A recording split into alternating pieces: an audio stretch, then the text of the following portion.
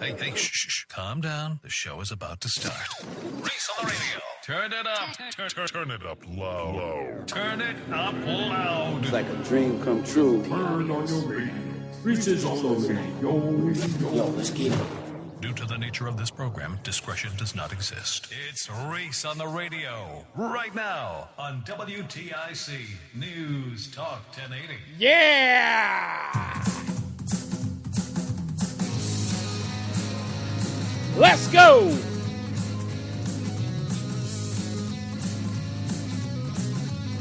What's going on, all you scallywags and nutmeggers? Ready to do it again? The day before America's birthday. It's Reese on the radio on WTIC News Talk 1080. Let's go. We got so much to get into today, and I, folks, feel like I should be only deemed just for today as Professor Reese on the radio.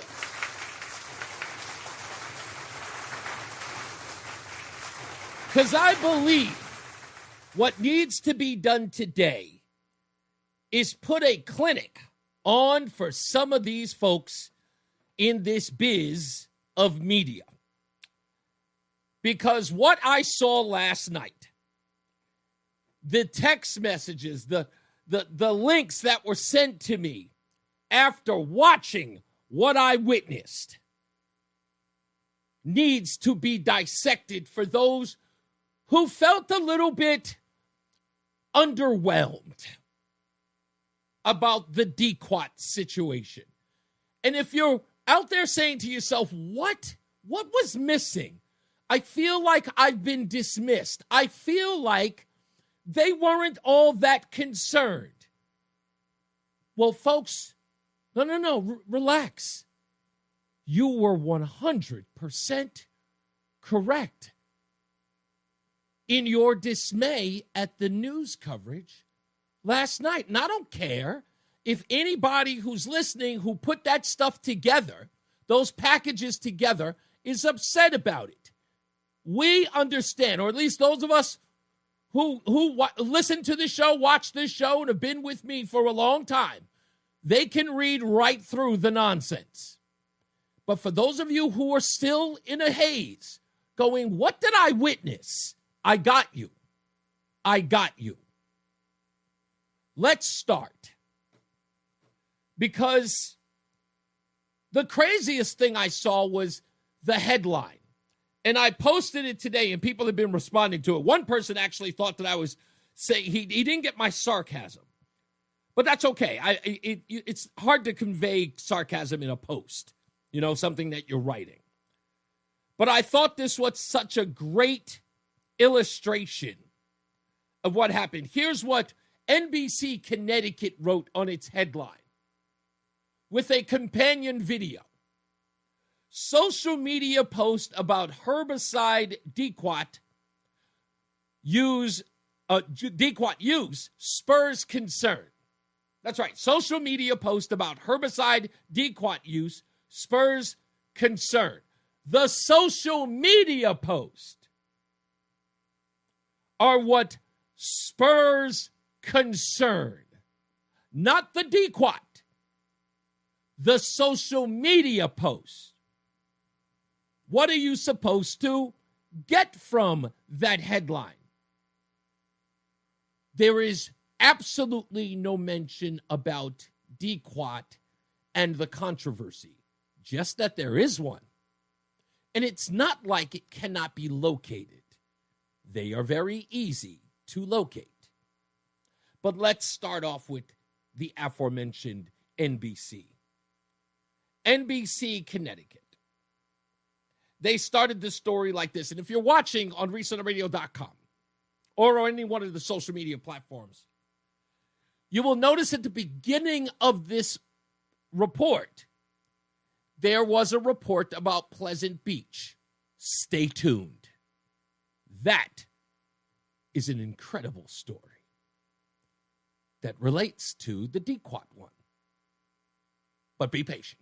I'll get there. Here is the first part of that. The Diquot shuffle. The news report begins by telling you, before they get to the report, people are concerned about something that's already in the water. You may have seen social media posts about a chemical that's being used in our rivers, our lakes, and our ponds. It's all to treat this invasive plant. Yeah, so some concerns, though, even though the project has been in the works for years. NBC Connecticut's Jane Chaco explains what the chemical is that's already in our waterways. Oh, it's already in our waterways, which in essence is saying, hey, kids, you're late. It's already there. What are you beefing about? It's already in our waters, and this has been going on for years. That's the setup. That is the setup. That's how that works. So what's the next part of this piece? Is to let you know that Diquot is approved by the EPA, and you don't need to worry because the government is on the job. About 20 people brought signs to the Capitol Wednesday to protest the use of Diquot. Most learned about the chemical after seeing social media posts about it this week. That's what spurred everything. They saw social media posts about it. Not they went online and did their research and found out anything about the chemical. They saw social media posts, and that's what spurred the protest. They're just a bunch of people influenced by a social media post. I'm just saying it doesn't make sense that we're so willing to just start spraying stuff because this plant is invasive when we don't even know what this chemical is going to do to us. Diquot is a federally approved herbicide used to control grassy weeds in aquatic areas, according to the Environmental Protection Agency. That's it. That's it. Nothing else about the chemical. Approved by the EPA. That's all they give you. Not like they didn't have the time to do that, but they didn't even bother. Diquot's approved by the EPA. But let's get to the meat of this story for NBC, Connecticut. The meat is not about Diquot, what the protest is about. It's about something far more important. The cause of using it. The U.S. Army Corps of Engineers used Diquot and 2 other herbicides last year to stop the growth of a plant that's been threatening bodies of water in Connecticut for years. This is a hydrilla. It's an invasive plant, and here at the Connecticut River in Middletown, all of this water will be filled with it by August. You see, that's the most important part of this, is that hydrilla is the biggest problem in the world, so we have to focus on that. Well, don't take my word for it. Take NBC Connecticut. Sometimes it's so thick, it's hard to get through. It has taken over a lot of the marinas along the Connecticut River. NBC Connecticut has reported on hydrillas and its disruption to the ecosystem. It chokes out native plants and clogs up bodies of water, making boating difficult. Look at that. All the detail to hydrilla. What hydrilla does, how long it's been a problem. We've reported on it before. It chokes out wildlife. It does this. It does that. Not that much attention given to the crux of the issue. Diquot. Alicia Sheremit leads a nonprofit that works to protect Connecticut's rivers. We do not advocate for the use of herbicides generally.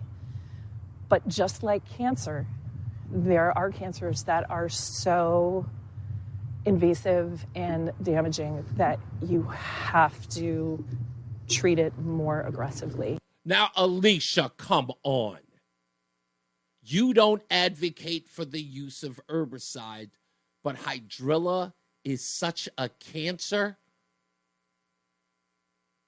Wisely, I wouldn't have chosen that word. Diquot is a carcinogen. It's a carcinogen. Sorry, it's a carcinogen, isn't it? Isn't part of the reason why people have decided not to use it in the UK is for that reason? It was interesting that you used cancer, but you did. And remember, Alicia really, really loves the water. And that should be good enough for you. There's science backing to what is happening. And if I wasn't comfortable with it, I wouldn't be speaking out for people to learn more about this project. Yeah, I mean, I'm the authority here. I wouldn't allow them to poison your water. I wouldn't do that. That's enough. I mean, if I thought it was a problem, I wouldn't have allowed this to happen. I wouldn't be telling people how important it is to get done. We'll just go with your word on it. Okay, fine. That's all right. I guess you know better than the rest of us. But the reason why I played this piece first is because I saw this picture at the beginning of the report. Now, I grabbed that audio from online, and when I saw this picture, I said, what did that just say? And I froze it right there for you to see it. So let me read it to you for those of you who are listening on the radio. Right before the story about Diquot, this headline, I got to move it up here so you can see it. This headline was there. It says, Pleasure Beach closed until next summer due to invasive ticks. And I went, what? The story before Diquot, the herbicide that they failed to mention could be ingested and harm your insides. They did a complete dismissal of right after a story that said that the beach was closed because of an invasive tick. I had to find the story. And here it is. With the 4th of July this Friday, people will be heading to lakes and ponds and pools to cool off and celebrate. Yeah, one place they won't be going to is Pleasure Beach in Bridgeport, which is officially closed for the summer. NBC Connecticut's David Horwitz explains why.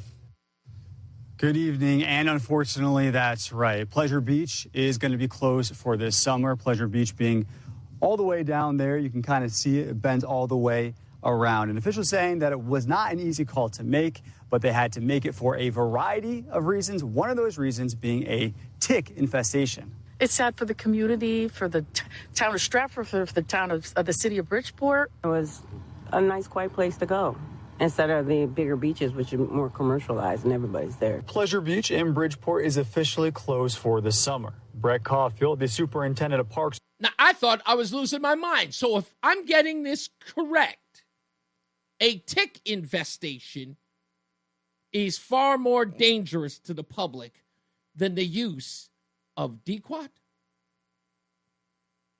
That's what I'm supposed to get from this? And so now we move over to Fox 61. Fox 61, they mentioned Diquot, but they seem to be doing the same thing. Protesters gathered at the state capitol building Wednesday evening to take a stand against the use of Diquot in local rivers and lakes. They say the controversial herbicide will do more harm than good to the environment, wildlife, and public health. Spraying horrible chemicals that kill everything into our lakes and rivers, it isn't necessary. Selena Rifkin and other environmental advocates are calling on the Department of Energy and Environmental Protection to find a new way to deal with the invasive and highly transmissible strain of hydrilla, a water plant that is listed as a federal noxious weed. Hold up. Wait a minute. This story, again, is about Diquot, and it immediately starts talking about hydrilla. She completely goes off the reservation for why those protesters are there, to focus on the invasiveness of hydrilla. There are tons of invasive species in Connecticut. Why are they going after the hydrilla? According to the U.S. Army Corps of Engineers, hydrilla in Connecticut has spread throughout the Connecticut River into coves, tributaries, and boat basin. See the pattern? More conversation about hydrilla and what it does, but nothing, and I mean zero, on Diquot. Not even the countries where it's banned. Nothing. Here's another part. In a statement, Keith Hannon, project manager with the Army Corps of Engineers, says while the Army Corps appreciates the interest in their efforts to combat the spread of hydrilla, that's not what our concern is. The concern is not about combating hydrilla. Army Corps of Engineers, you see how that worked out? He releases a statement about, we understand people are concerned about the removal of hydrilla. No, people are concerned about what you're using to get rid of the hydrilla. Completely off the rails. the threat of the strain to the Connecticut River's natural ecology is real and can cause degradation of the river habitat and water quality and can harm native plants and animals. So can Diquot.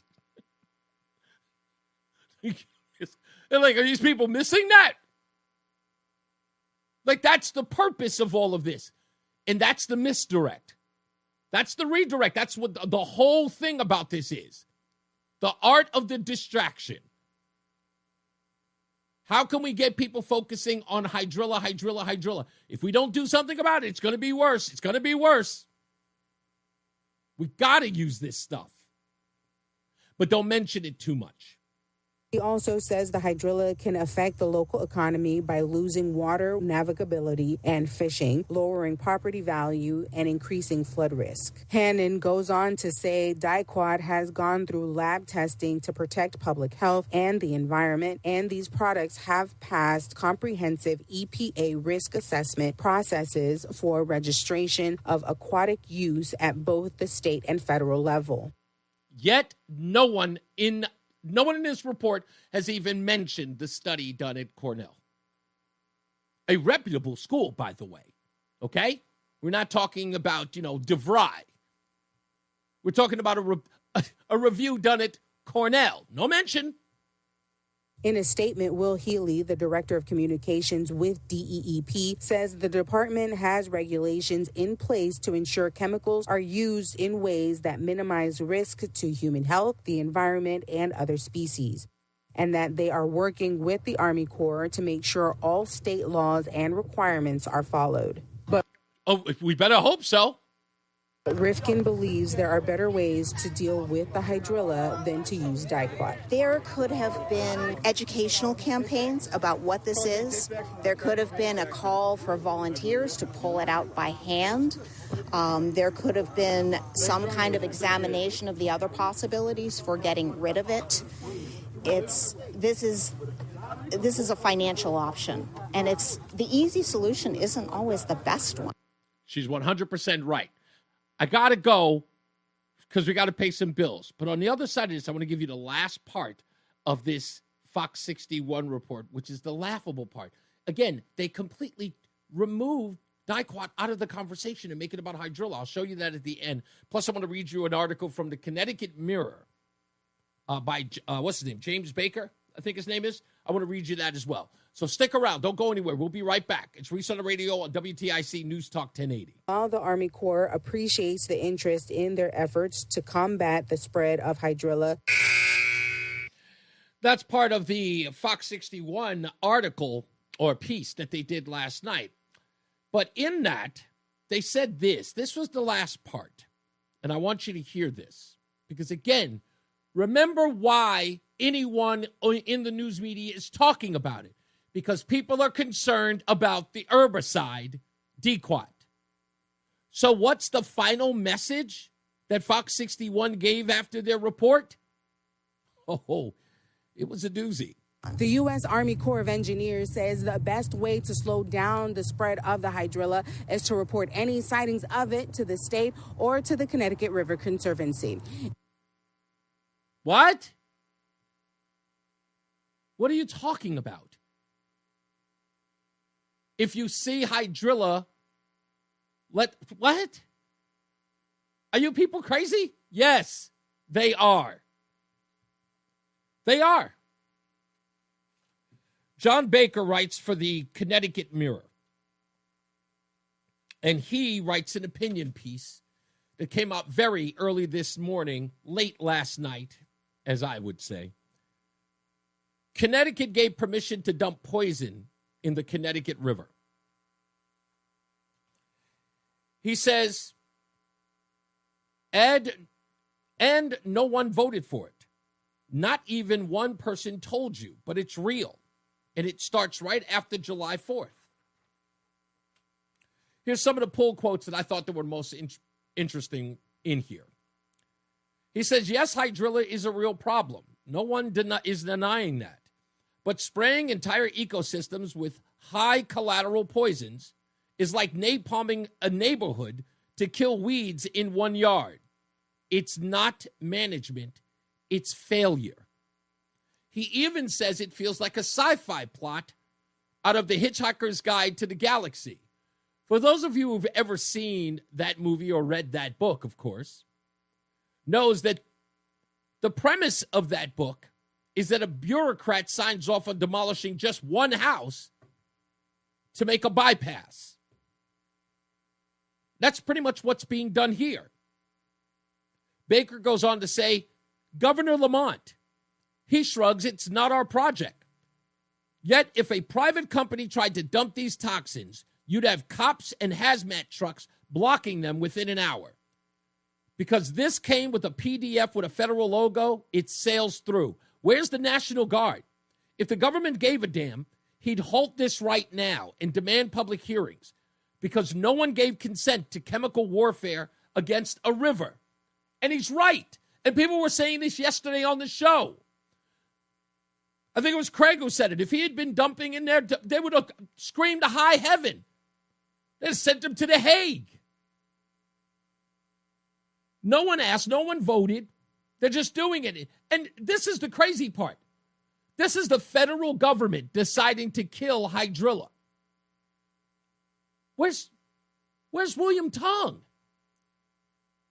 Don't you think that this is a little invasive there, Tong? Don't you think that this is a little invasive for the federal government to come into your neck of the woods and just start chemical bombing your waterways? Really? I mean, you damn sure don't like the federal government when they've got ice sitting on their chest.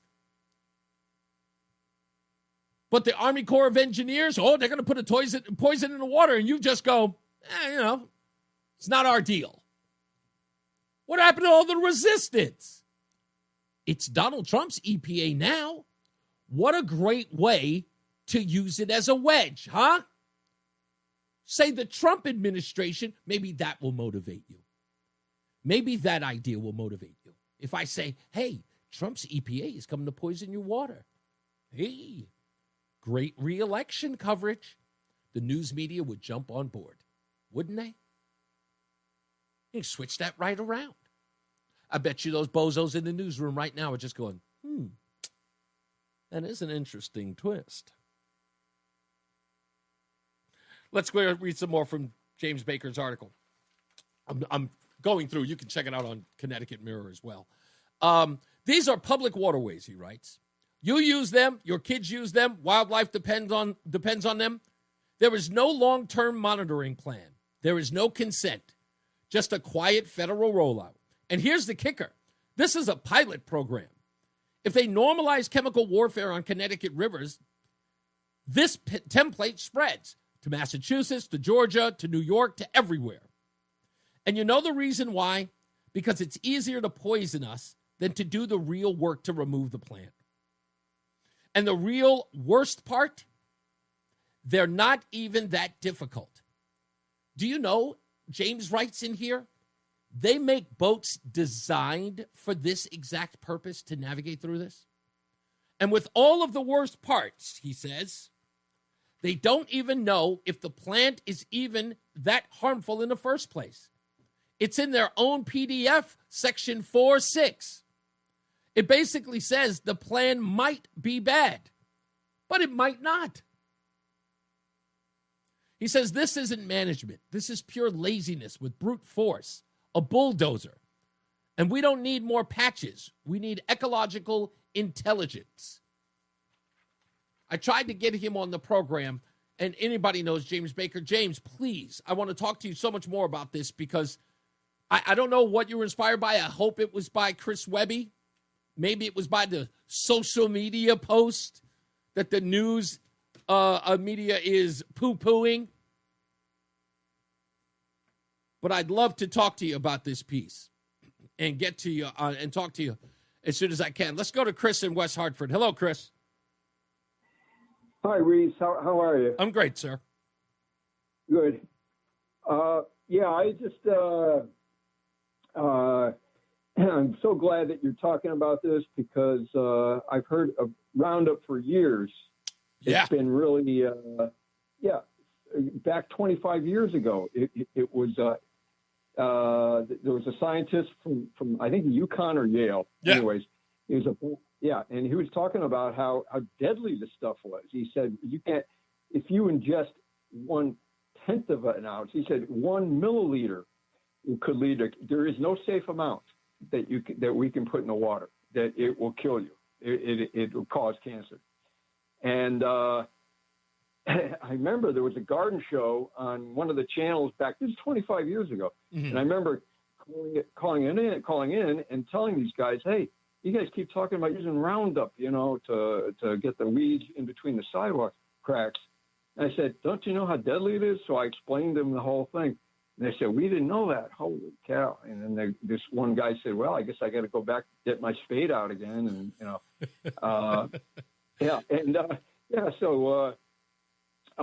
anyways, I guarantee you there is a natural way to get rid of that.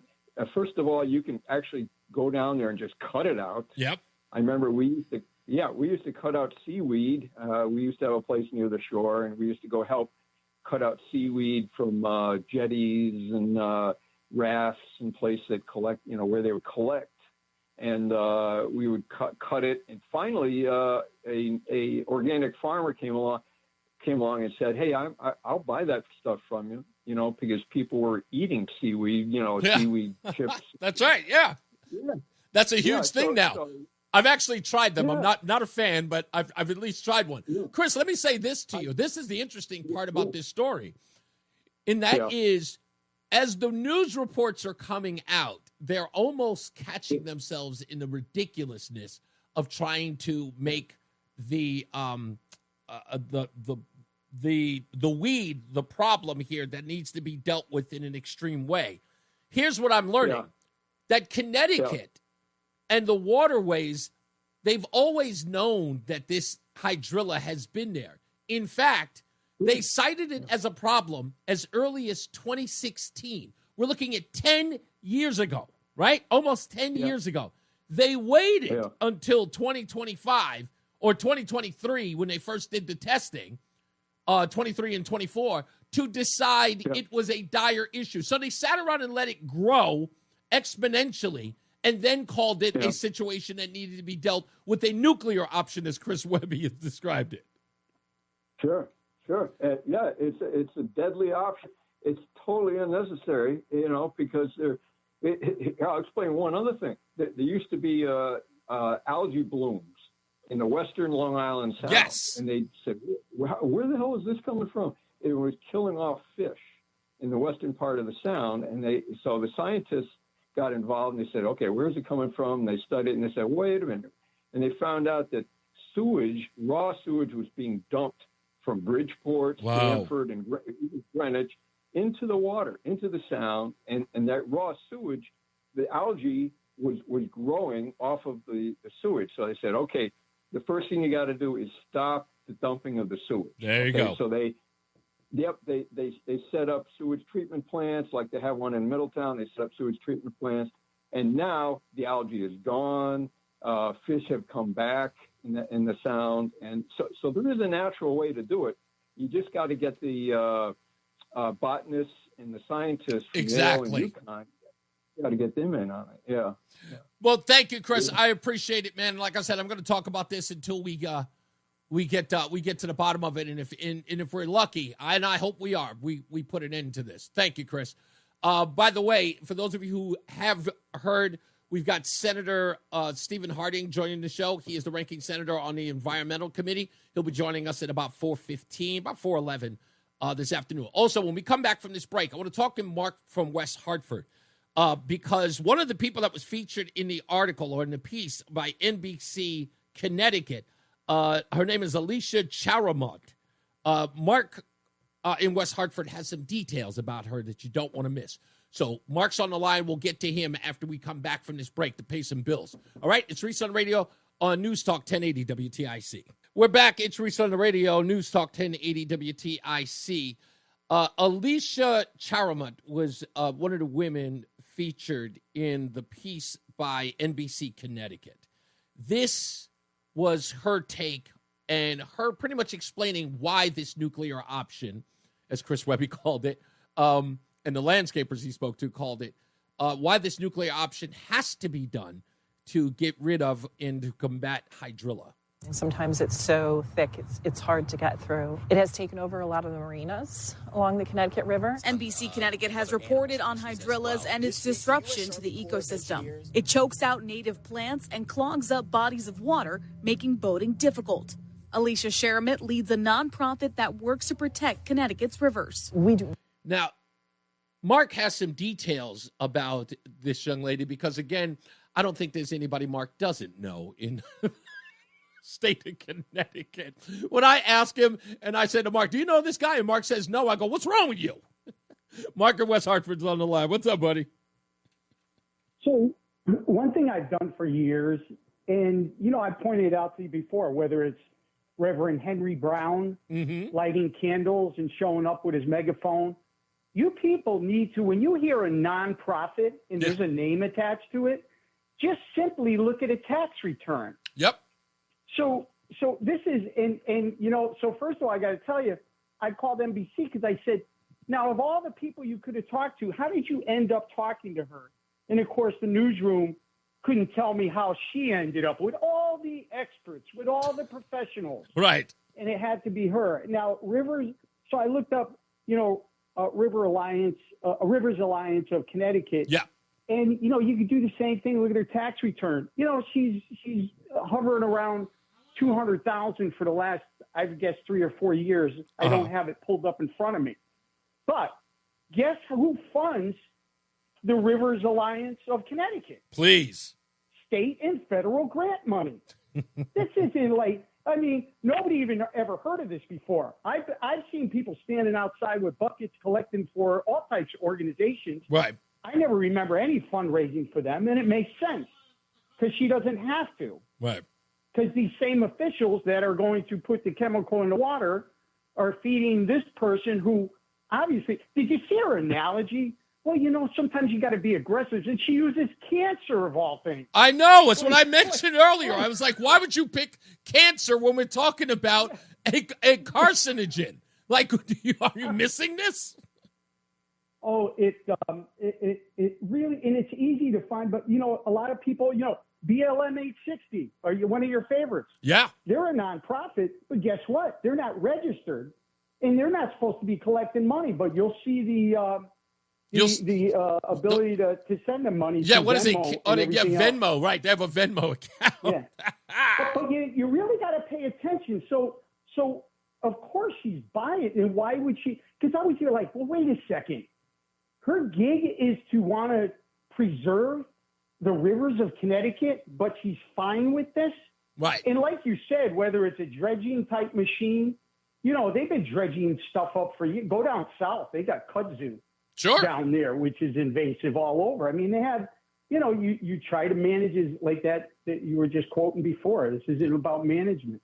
The one line, though, we can't let Fox 61 get away, so I put this one up here, but I love this one. Environmental advocates are raising concerns over the state's plan to use a controversial herbicide. Right. Not dangerous, not poisonous, potentially deadly. No, it's controversial. Yes. That I wanted to bring up. Here's the point I wanted to bring up about that. And if I may, I'm going to show it on the screen because I want to read it to everybody. So it turns out that Chris Webby, guest on the show on Tuesday, has actually made his way onto Snopes, of all places, which is the fact check website. Here's what it writes. Authorities in Connecticut plan to start spraying Diquot, a toxic chemical herbicide, into rivers and lakes on July 4th, 2025. Their rating, true. True. They wrote true. But wait, it gets better than that. Because I made sure that I saved this because I wanted people to see it. And again, Snopes is not a bastion of conservative ideas. It took them 7 years to get rid of the find people on both sides hoax from Donald Trump. Here's what they further write as a fact check. Diquot, not without dangers to humans and wildlife.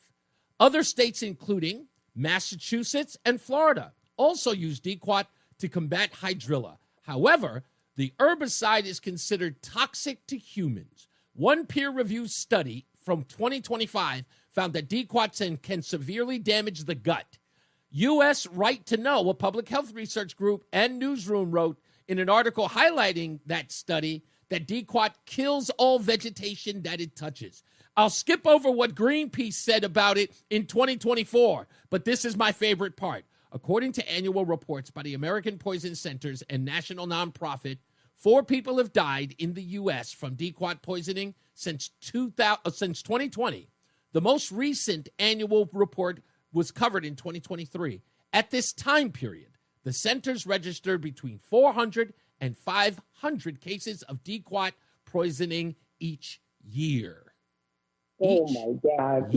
No, I know I got just a few seconds. I hope who's ever in the area where they're spreading it, get your video out. I mean, you don't have to go Maxine Waters, get in their face, but engage them. Yeah, you got to ask them. Think about what they're doing. You know, because I'm not going to have the ability to tape this. Get it on social media, but you're going to be, some of you are listening right now, and you know where they're going to possibly be dumping, or just look for their trucks and follow them. Without a doubt. They're coming. All right. Thank you, boss man. You got it. Let's get to our newsroom. With, of course, John Silva is there with more of the top of the hour news. We'll be back. It's Reese on the radio. Reese on the radio, making sense of the news. Yeah, even when it makes no sense at all. Now on WTIC News Talk 1080. You know, White Mike is in the chat room, and he says, wait, it's hydrilla? He said, that's a huge problem down here. According to reports, Mike, they say that's where it originates from in the United States, at least. He said that's a huge problem down here. Can't poison it. It sinks to the bottom and it turns to muck. You have to harvest it early. Release manatees and plant eelgrass. So hopefully White Mike will call up later on, since he's in the Florida area and would probably know a little more about this than anything. He's almost versed in everything. Let me take Rob in New Britain. We had him in the earlier break, but he had to let go. What's going on, Rob? Lights out. Guerrilla Radio. What's up, Turn buddy? that Reese up. What's up, buddy? How you doing? You know, my wife, good. Good to hear you. Good to hear Rowan, too. You said your wife was what? She said this to me. First, they're trying to kill us with the COVID shot. Now they're trying to kill us with the beer quad. Yeah, I don't know. Like I said, I think that no one expected anyone to pick up on this, which was, of course, why the response to it has been so lackluster. It's all over the internet. Yeah, I know, but it looks like the people who are responding to it are tripping over themselves. So they were not prepared. Yeah. They were not prepared, and the news media is not helping it by, as NBC Connecticut did. It's already in the water. I'm like, that's a cause for concern, not not calm. Yeah, I had to let my coworker know. All he does in his spare time is go fishing, and now he's not going to do it. Yeah, well, like I said, I'll put it to you this way. Unless something is done about it. But I do believe, Rob, in my heart of hearts, that the response to this, the groundswell of response to this, and because it's not a partisan issue, right? There's no one who's coming back and, rooting for Diquot, right? Nobody's going, it's fine. Everybody who finds out something about it comes back with the same point of view by going, not really a fan, right? So as much as people are trying to find a divide in this, you can't. It's, it's this is a unanimous decision. Given the information, everybody sides on against the Diquot. So I think that's where we are. Yep. Thank you, buddy. I God appreciate bless you, you sir. guys. Love you. You got it. You know what? White Mike is in Florida. I'll do headlines in a minute. Let me get Mike on the line now. I didn't think I'd get him now. How you doing, buddy? Hey, is it me? Yeah, I got you. Hey, so all right. So you're familiar with this plant, Hydrilla? Yeah, there's a place in kind of the west central Florida called Crystal River. Okay. There's a place called Kings Bay. Kings Bay is a natural spring-fed bay that was fantastic and wonderful, one of the greatest places on the planet until Hydrilla hit. Hydrilla hit in 1990. Okay. It took that place from being like you would see in National Geographic, sandy bottom and crystal clear water, to muck. Wow. You got to get on Hydrilla. Hydrilla is a disaster. Unfortunately, the only effective way to get rid of it is to have a herd of manatees, and I don't think manatees are going to make it up in Connecticut. Without a doubt. So the manatees have actually played a role in getting rid of the Hydrilla. Do they eat it? Yeah. What do they do? Yeah, manatee eat it. Manatee are just giant floating sea cows. Sure, yeah. So they graze stuff. But we had to come in and bring in boats with kind of harvesters on them to get after it. And this stuff is so tough because if any part of it breaks loose, it can create new Hydrilla. It grows like crazy. That's what we learned about, in fact, this plant life is so invasive that the pollinated version, in other words, you can get pieces of it flying through the air, ending up in another section of the world, and wherever it lands, it grows there as well. I mean, it's really, it's like a super fungus. I mean, they got a hold of it down here pretty much, but it was a massive effort, and it was a little easier to contain, I think, because it was in our small rivers and a bay, and it doesn't flourish in saltwater. Mm-hmm. So, the bay is the brackish or whatever between the Gulf and the rivers. So we were able to get it, but it's a constant battle. It costs a ton of money. But we have tourism for that. I mean, there's an economic reason to spend the money and preserve things, because Kings Bay Crystal River is like the home of the manatees. Right. And they bring tens of millions of dollars a year in tourism for people coming to see the manatee and go fishing here. Yeah. I don't know if there's the economic impetus in whatever river you have up there to make them spend the money to do it the long, safe way rather than just dumping a bunch of herbicide on it and hoping for the best. Now, are you familiar with this herbicide Diquot? Is it ever you ever had any run-ins with it, or? No, they haven't used that kind of stuff here because it's such a ecological treasure. Yeah. But the problem we had here was rich people. Back in the 20s and 30s, they drilled canals here, and they built homes, and they put up seawalls, and all these people planted lawns. And up to the 90s, these a-holes were spraying their lawns with fertilizer as they sloped off into the canal. Wow. So whenever it rained, all of the fertilizer went into the canals, and that helped grow the Hydrilla. We have another one down here called Lingba that's a really nasty, slimy, gross little plant. Wow. So I don't know, man. Invasive plants are a disaster. The problem with having Hydrilla is it's going to outcompete everything, right? And it will drain the oxygen out of your waterway. May not be that big a problem in a river, but in a lake, it's a disaster. In a bay, it's a disaster.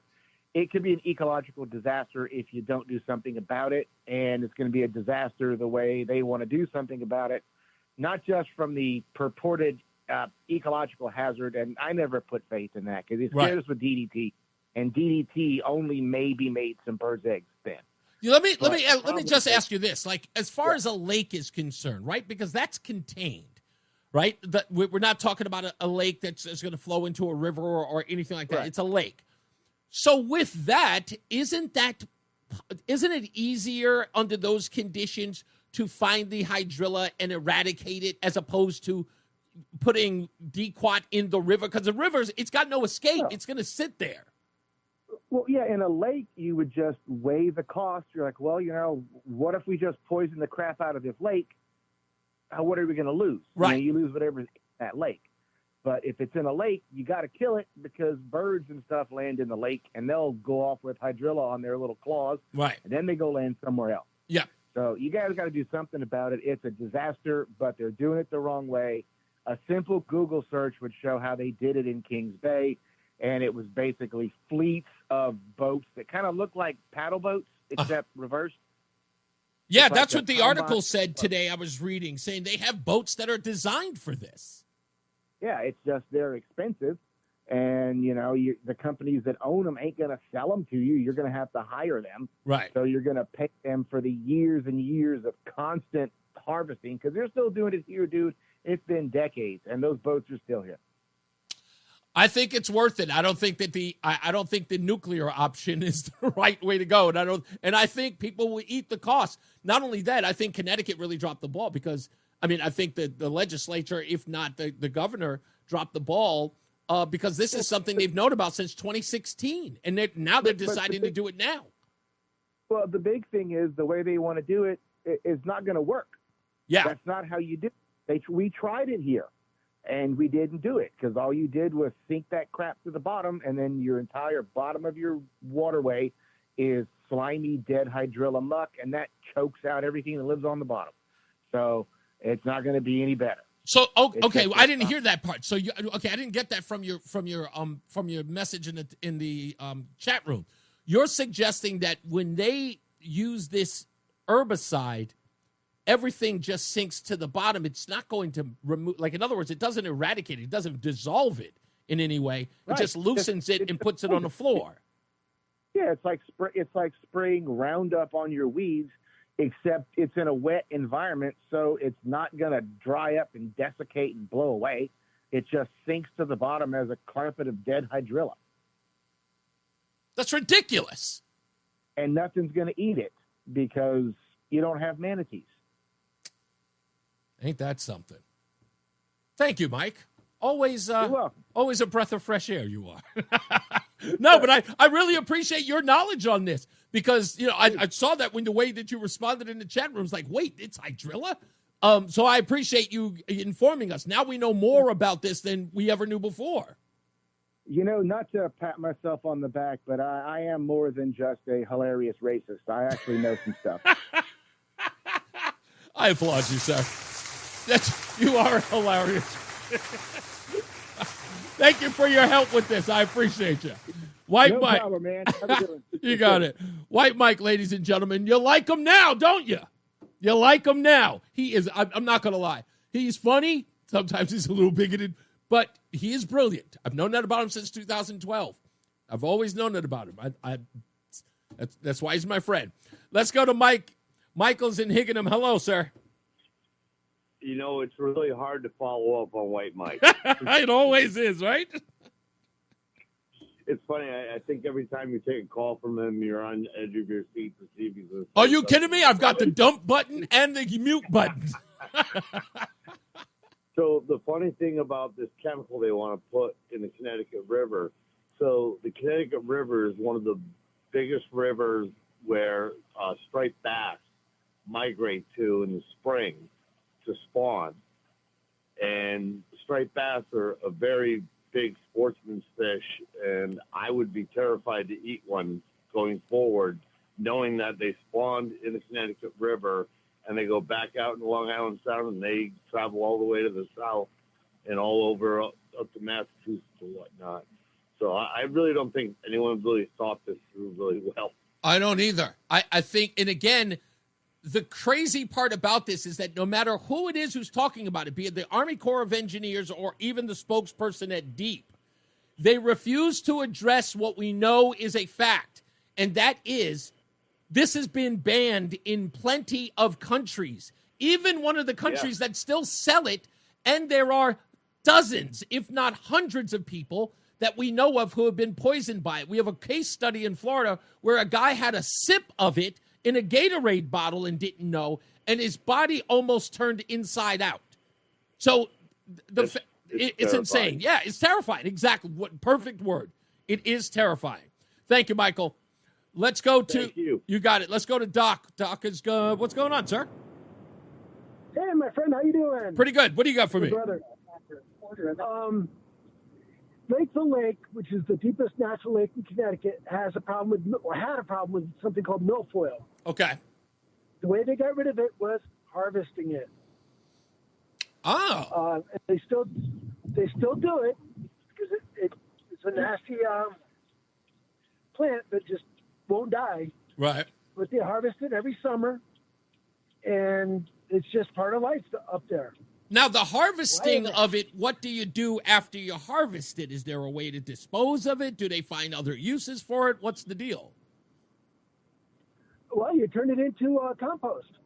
Always. My wife's a big composter. I think a lot of people would like that. It really, realistically, it breaks down and turns into soil, and it's very rich soil. You know what? That's a great point. Because in essence, what we're saying here is that if this grows in an exponential way, right? Because the growth of this hydrilla is, crazy. It doesn't matter. Somebody picks it up, drops it off someplace else, and it grows there. Turning it into compost could be helpful to people who are planters, horticulture, all types of things, right? I can only imagine. Yeah, exactly. And milfoil is it's a tough plant, and you try to pull it out with your hand, and you could do it, but it's like trying to pull up a dandelion. Yeah.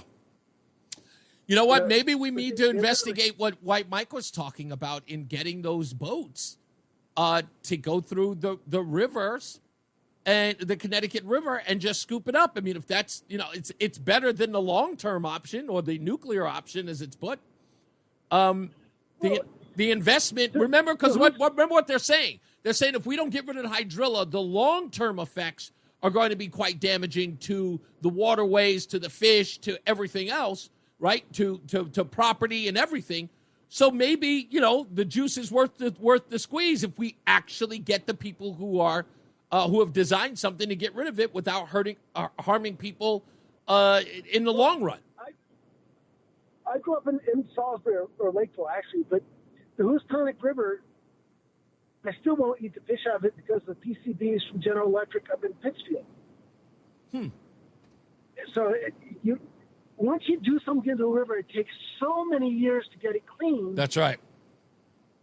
It's ridiculous. Yeah. I'm talking back in the 60s is when they were putting the PCBs in there. Yeah, I was someone just sent me something on that I was just reading briefly. Yeah. What are you going to do? I don't know. Like I said, I'm hopeful that the attention that this is getting, that there's a little bit of pullback, that we might get somebody to reconsider. They don't have to, and there's still the option for people to speak up at this public hearing to get this stopped. And like I said, we're going to get something done. There's got to be a lot of pushback. Yeah, exactly. There's got to be a lot of pushback. Exactly. Thank you, sir. Just to let you know, and a reminder, at about 4:11 or so, we're going to have State Senator Stephen Harding on the program. He's the rankings senator on the Environmental Committee. We'll talk to him in a bit about the letter he sent to DEEP. I know there's been a statement that's been put out. It was part of the package that I was playing earlier. We'll get to that as well, and we'll talk to him in a little more than 40 minutes about that. Let's get to Jim in Wellington. Hello, sir. Yes, sir. I'll tell you what. The Connecticut River. Anybody happen to think, or do you know, did they even consider it the floodplain of the Connecticut River when it floods in the spring? And where all that water goes? The lower parts of South Glastonbury and then down south towards the river. That's all farmland. Those are all tributaries that feed into the watersheds. And we can go on and on about this. Yeah. You're talking wells. And that flooding can happen at any time, even immediately after the water is treated with Diquot. And the other thing is, I don't know, I can't speak to it other than give an opinion. All the rivers in the country, I would think there's at least one that it had the same exact problem to some degree in New England somewhere, where it was treated naturally or in some other way, either harvesting or aeration, whatever. And one little thing about the Connecticut River, The only reason that river is pristine from Middletown down is because large ships could not get up because of the sandbars. And there was a big push in the 60s all through the 70s to keep the watershed in the Connecticut River from Middletown down clean. And I've got to give credit to the politicians who did that because they did an excellent job. They even considered how they built Route 9 originally, how Route 9 went in based on the watersheds all through that area. I don't know if you're familiar with it, the nuclear plant down there in East Haddam, et cetera, et cetera. So to me, again, it's only an opinion. To me, having to treat it with a chemical when I believe there's all kinds of other ways it can be treated, to me just sounds like that might be the easier way out. Yeah, we might get, like I said, I think cooler heads are going to prevail here. Now that people know, they'll put a stop to it. The EPA, even if we put something that sort of halts them or gets sort of put a blockade on it, and I mean that like legitimately. I don't mean like people standing in front of the Army Corps of Engineers, but we get somebody to halt that and sort of investigate this further, at least locally, get legislators on board. We can put a stop to that and have someone say, let's weigh out our options and see other ways that we can do this. Thank you, Jim. I appreciate you. Yes, sir. Have a good holiday. You got it, man. You too. We'll come back with headlines as well. And plus, I will there was something that I needed to share with you. I totally forgot what it was. That's okay. It's I got plenty of news and plenty of views. Also, coming up in headlines, I got a great story about the lottery. So stay tuned for that. It's Reese on the radio on WTIC News Talk 1080. Wait a minute. Hold it. 100 candles on the cake? How are you going to blow those out? Imagine what kind of a mess you're going to make of the frosting. We're back. It's Reese on the radio. We'll get to headlines in a second, but White Mike was talking about how they have these boats that are designed to go into the water and pretty much harvest this hydrilla. So I did some quick searching online, and I came up with it. If you want to see it, you got to go to reseontheradio.com. Not now, but you can go back and just mark it. This is about 3:38, so we're about an hour and 40 minutes into the show. The first one I'm going to show you is what's called the We Do Aqua Harvester. It's a yellow little sort of boat that sits on there, and those of you who are watching online, you can see it. But that little boat, two men can stand on it, and it's got a conveyor belt on the front that actually moves the weeds up on the belt, and then two guys just grab it and harvest it and put it in a sort of a bin. You could get a couple of these, and that would be the job. Now, that being said, I did find something else. And what White Mike said, if you heard him, he said that the boats are very expensive. Well, it turns out they are for sale.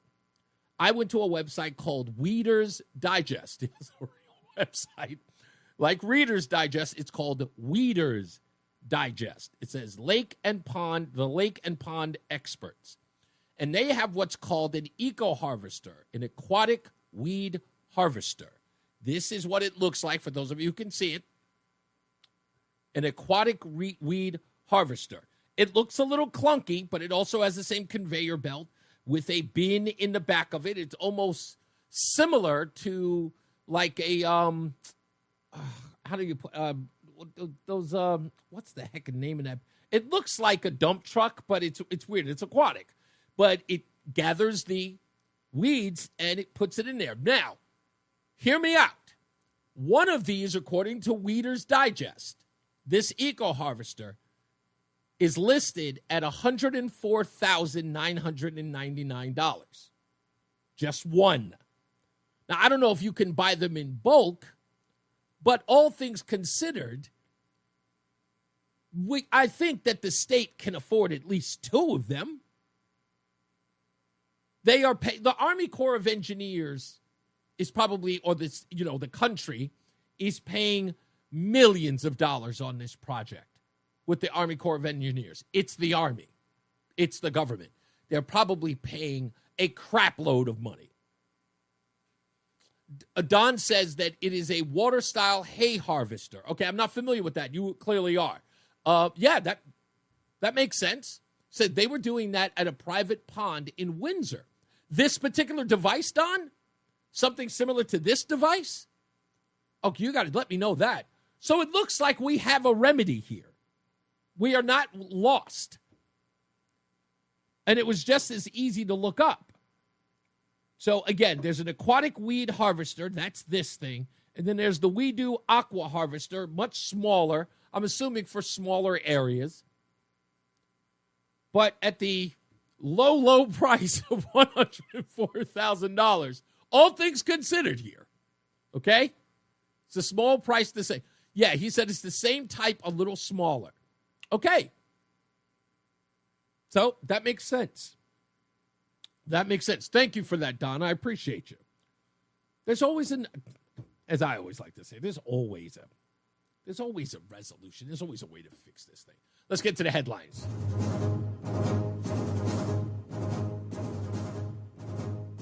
Which I don't have in front of me.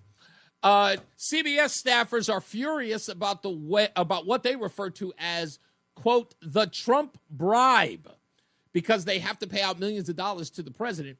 Rumors suggest that Bill Whitaker, the guy who did the infamous Kamala Harris interview where they edited it, Bill Whitaker, was brought to tears over the settlement.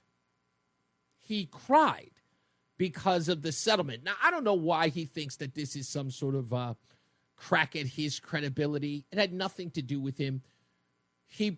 Unless, of course, he was one of the people who commissioned the edit to keep her from sounding like a moron, then I can understand him crying. But you've got to ask yourself, when you do something and you're held accountable, as a grown man, why would you cry, Bill Whitaker? If the rumors are true, why cry?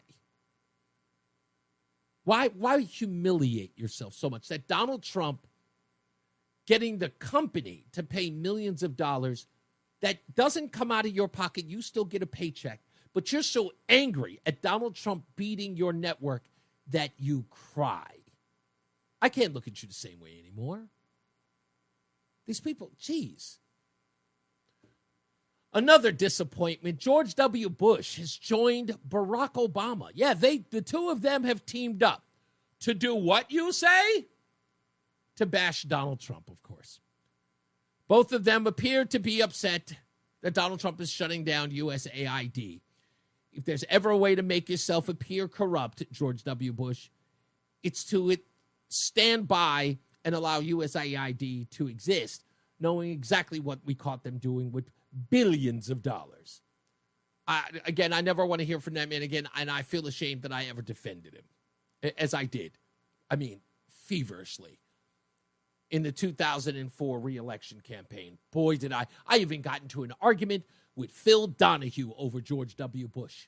I beat the pants off of Phil Donahue, but I still argued for him. I'm a little ashamed right now.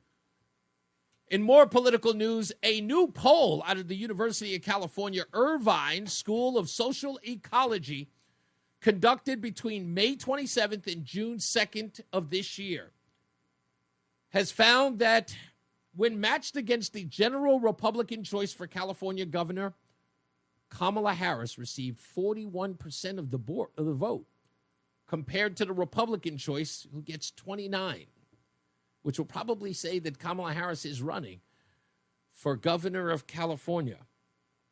Also, on a side note, 45% of Californians would vote to secede from the union if given the opportunity. Oh, the good news just keeps on coming. Oh, man. I am so elated. They get Kamala Harris, then they secede. Canada becomes the 50th state. It was just like I predicted it weeks ago. Give California to Texas. I mean, not Texas, sorry, to Mexico. Just make it. Just put the border. That's all we have to do. We'll put a border wall right up Arizona. Bring it up to Nevada. You know? Oregon will be, it'll be perfect. Oregon, if you want to join too, that's fine. I'd rather take one star off the flag than add it. You know what I mean? If Oregon wants to get down, you know, they get a little weird out there. So, yeah. So congratulations, California. It's quite possible that, You guys will get Kamala. Then you can find out what it would have been like if she were president of the United States, right? She's got the fifth largest economy in the world. She'll be in charge of that. Can't wait to see what she does with that economy. Let's see if she starts giving out houses. Can't wait, like Oprah. Last but not least, folks, the name James Farthing, if I'm pronouncing that right. It's like Farthing. James Farthing is a name that you will not soon forget when it comes to the lottery and the next time that you play it. On April 28th of this year, James Farthing won $167.3 million in the lotto. But the interesting story about that is that after he purchased the winning ticket at a convenience store in Georgetown, Kentucky, at a home that he shares with his 77-year-old mother named Linda Grizzle, he went to celebrate. And I don't know where he went. I think he went to Palm Springs. I think he went with his mother to go celebrate his $167 million jackpot win. But James Farthing was on parole. And after further investigation, it turns out that James Farthing has been in and out of jail forever. Forever. He has a 16-page rap sheet that spans 35 years. This guy is a career criminal. He has been categorized as a persistent felony offender by the Kentucky law enforcement. According to court records, Farthing has done everything from strangle his girlfriend, sold cocaine to an undercover police informant, escaped from a prison work detail, bribed a corrections officer to deliver Xanax and oxycodone into state facilities, possessed stolen firearms, and even involved his mother in a marijuana smuggling plot in which they were both indicted. This guy paid $2 and won $167.3 million on the lotto.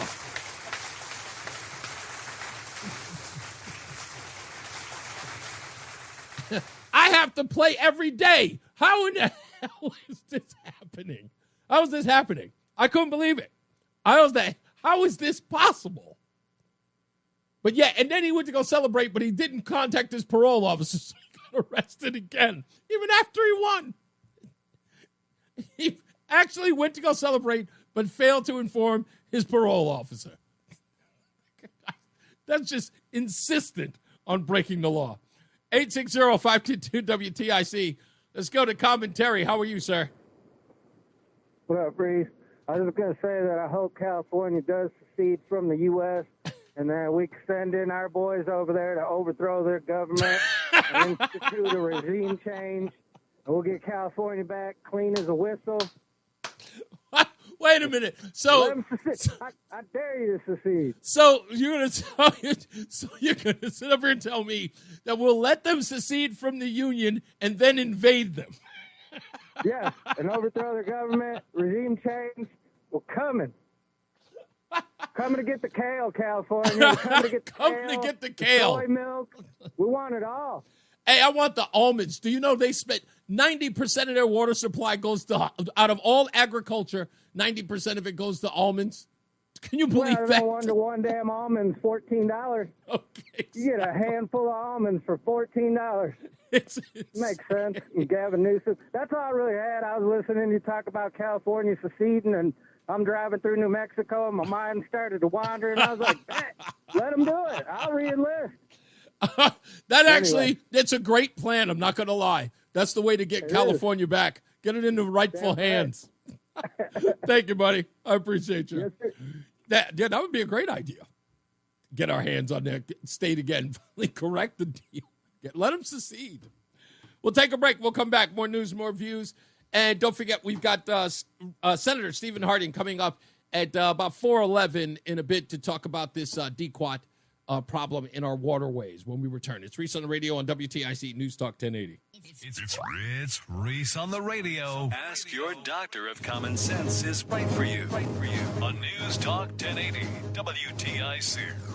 I meant to tell you guys, I was absolutely stunned at the results of the Diddy trial. I was completely stunned by that.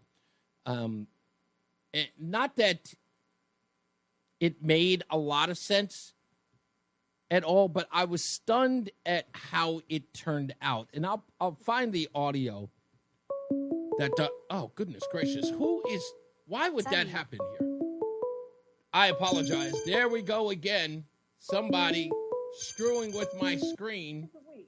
I knew that somebody would absolutely do that. My bad. I need to stop keeping that stupid app up because it happens every time. Anyway, forgive me. Yeah, I was surprised because I thought with the inability to find him guilty or split decision on the most heinous of the charges, to actually then come back with split on the other four. Because as you heard, I said, he's got to be guilty on the other four. But it only turns out that he was guilty on two, and it was the simple thing of prostitution, which, of course, was easy to prove anyway. But I thought it was odd. But in Negro nonsense today, I have something else I need to address that was related to all of that. So make sure you tune in for that. Let's get Ralph real quick in here. He's on hold. How you doing, sir? Doing wonderful. I have a question for you. All that money with AIDS, how can they spend that kind of money and nobody knows where it goes? What did you say? All of that money and nobody knows where what goes? Where the money goes, the bottom line. Who ended up with the money and how much?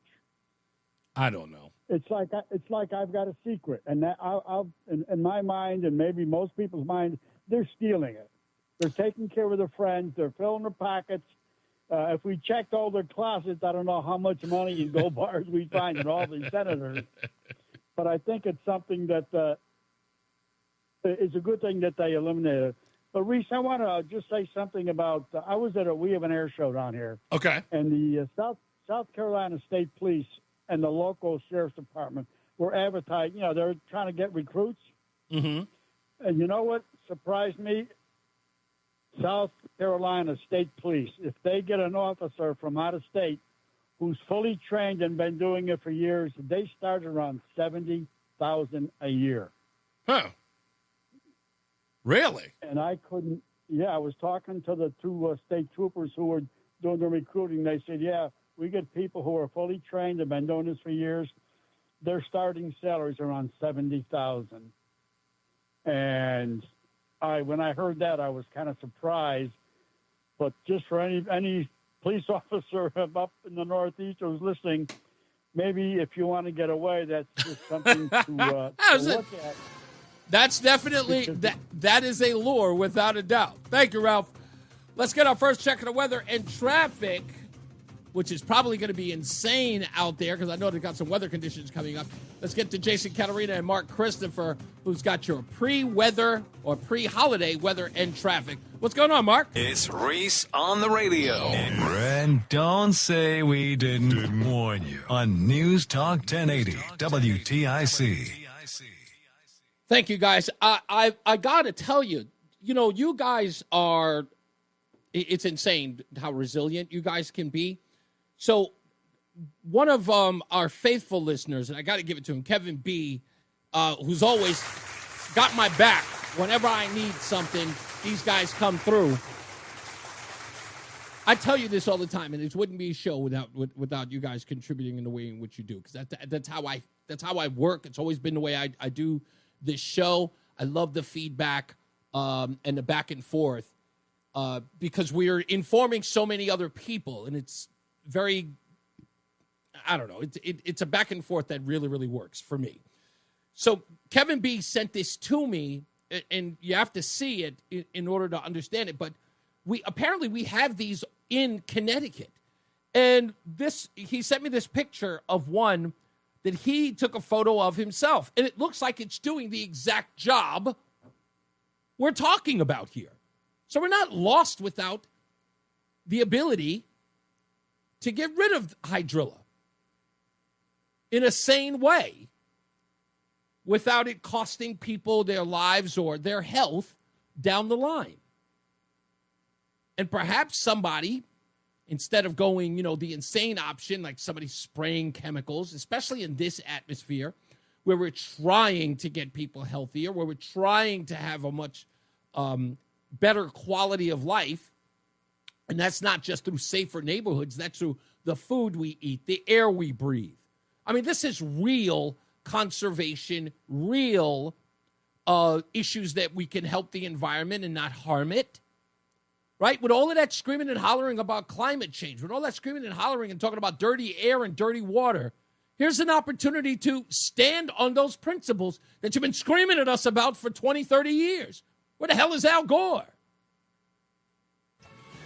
So when we come back, we'll talk to Senator Stephen Harding, who's on the phone now. We'll get to him. Again, he is the ranking senator on the Environmental Committee. And we'll talk to him about this lackluster letter that we got from DEEP as well. And I'll break down what that letter says as well. Let's get another check of weather and traffic with Jason Caterina and Mark Christophers in the BPS Traffic Center. Hey, Mark. President of the Chris Murphy Fan Club, Reese on the radio on News Talk 1080 WTIC. All right, we're back. It's Reese on the radio, News Talk 1080 WTIC. Don't freak out. I know it's everybody's saying, like, where the heck is the video? That's okay. It's right there. Let's get to the phones with our guest, Senator Stephen Harding, again, who is the ranking senator on the Environmental Committee. How are you doing, Senator?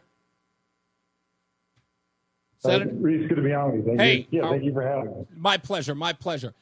If you are on a sort of a speaker thing, you might have a little bit of an echo. So just to give you a fair warning. I'm going to do my best to get on the right page. So, Senator, you know all about this. You've heard me talking about it. I'm sure you've been briefed as far as what people are saying. You've seen the stuff online. You probably saw the news reports about this. You did get a statement from DEEP. And I got to be honest with you. I'm not satisfied. Are you? No, absolutely not. And I think what's more important, even than just the substance of the statement, is the fact that there's been no public statement. So you might write privately to myself or other senators in our caucus, but really this has become a public issue, as it should be. And DEEP is ultimately accountable for the health and the environmental safety of our ecology and all of us as human beings living in the state of Connecticut. And these statements should all be public and in full transparency. If you're okay as an entity, which DEEP says they are, in spraying this chemical in our lakes and waterways throughout the state, then they should be fully transparent about the answers they give and fully open to the public about what they believe about this chemical. Let me read a little bit of this statement. Your office sent this to me. It says the United States Army Corps of Engineers and its Engineer Research and Development Center, in partnership with state and local organizations, are researching new ways to combat the spread of this strain of hydrilla. Now, the part about this, and again, I've read this several times, is that they do not address the problem that constituents have with all of this. Their problem is not with hydrilla. Their problem is with Diquot. Why isn't that being? I don't care how many tests have been done. They're not addressing the fact that with all the tests that have been done, other countries have done the same test and chose not to have it used in their country. The UK in particular. Cornell University did a study and said that it was dangerous right here in the United States. And the U.S. Army, the United States Army Corps of Engineers, nor DEEP, are addressing that. They don't even say the word Diquot in its statement. That's why I'm dissatisfied with this. Yeah, as you should be. Hydrilla is an issue. It's pervasive. It is an invasive plant. So we should be looking for ways to address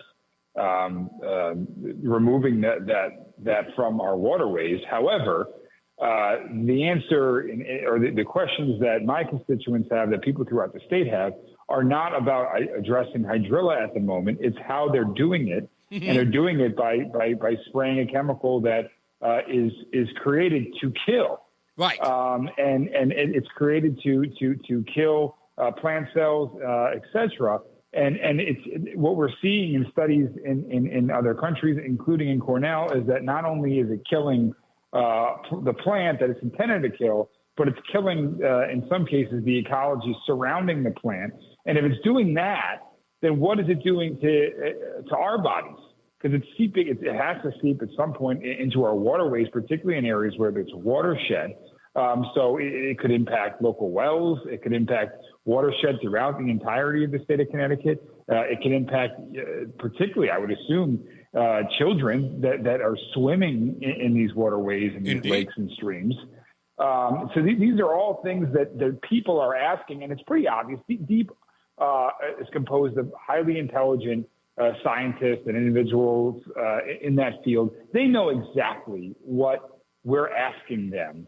Yeah. And the fact that they write a statement that avoids the one thing we want answers on, even mentioning the word, I think speaks volumes to how little amount of transparency they want to provide the public on this issue, which really, frankly, scares me even further. Indeed. We're on the phone with State Senator Stephen Harding of the 30th District. He is the ranking senator on the Environmental Committee. Let me read another passage from this statement by DEEP. It says, these products have passed comprehensive EPA risk assessment processes for registration of aquatic use at both the state and federal levels. These registrations are based on field and laboratory studies and observations that analyze whether the active ingredient causes unreasonable risk to humans or the environment. They've determined, Army Corps of Engineers, that the application of these products will not significantly affect the quality of the human environment. With that said, I want to go to Snopes, which is the fact-checking organization, who always sort of comes out to tell us, what is true and what isn't, and has done the research. This was what they put out, Senator Harding. Diquot, not without dangers to humans and wildlife, which runs complete counter to DEEP's statement here. They even go so far to say this. According to reports by the American Poison Centers, the national nonprofit, that 4 people have died in the U.S. because of Diquot poisoning. And they said the time period between that, the study from 2023 and 4 years before, 400 to 500 cases of poisoning have happened each year. 400 and 500, not in the span of those years, each year. So what is DEEP talking about? Well, I mean, I think it's, if you parse through, and again, this goes back to transparency within DEEP and what they're really saying. If you notice one thing, and maybe it's the lawyer in me, they use the word significant effect. Yeah. So they basically shield their statement legally by saying, well, we're saying significant, so we don't believe that in the totality of the cases that you just mentioned, which are alarming to say the very least, I guess they don't quantify that as significant. So there's a loophole I think they use by putting the word significant effect. Senator Harding, let me say this. You just literally, I gotta interrupt you. I apologize, but you just stole my heart when you just said that.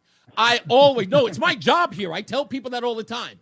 When I read the statements of anyone, I pay attention to what they do say, but more importantly, what they don't. And when you pointed out that word significantly, that is the buzzword. I always pay attention to that.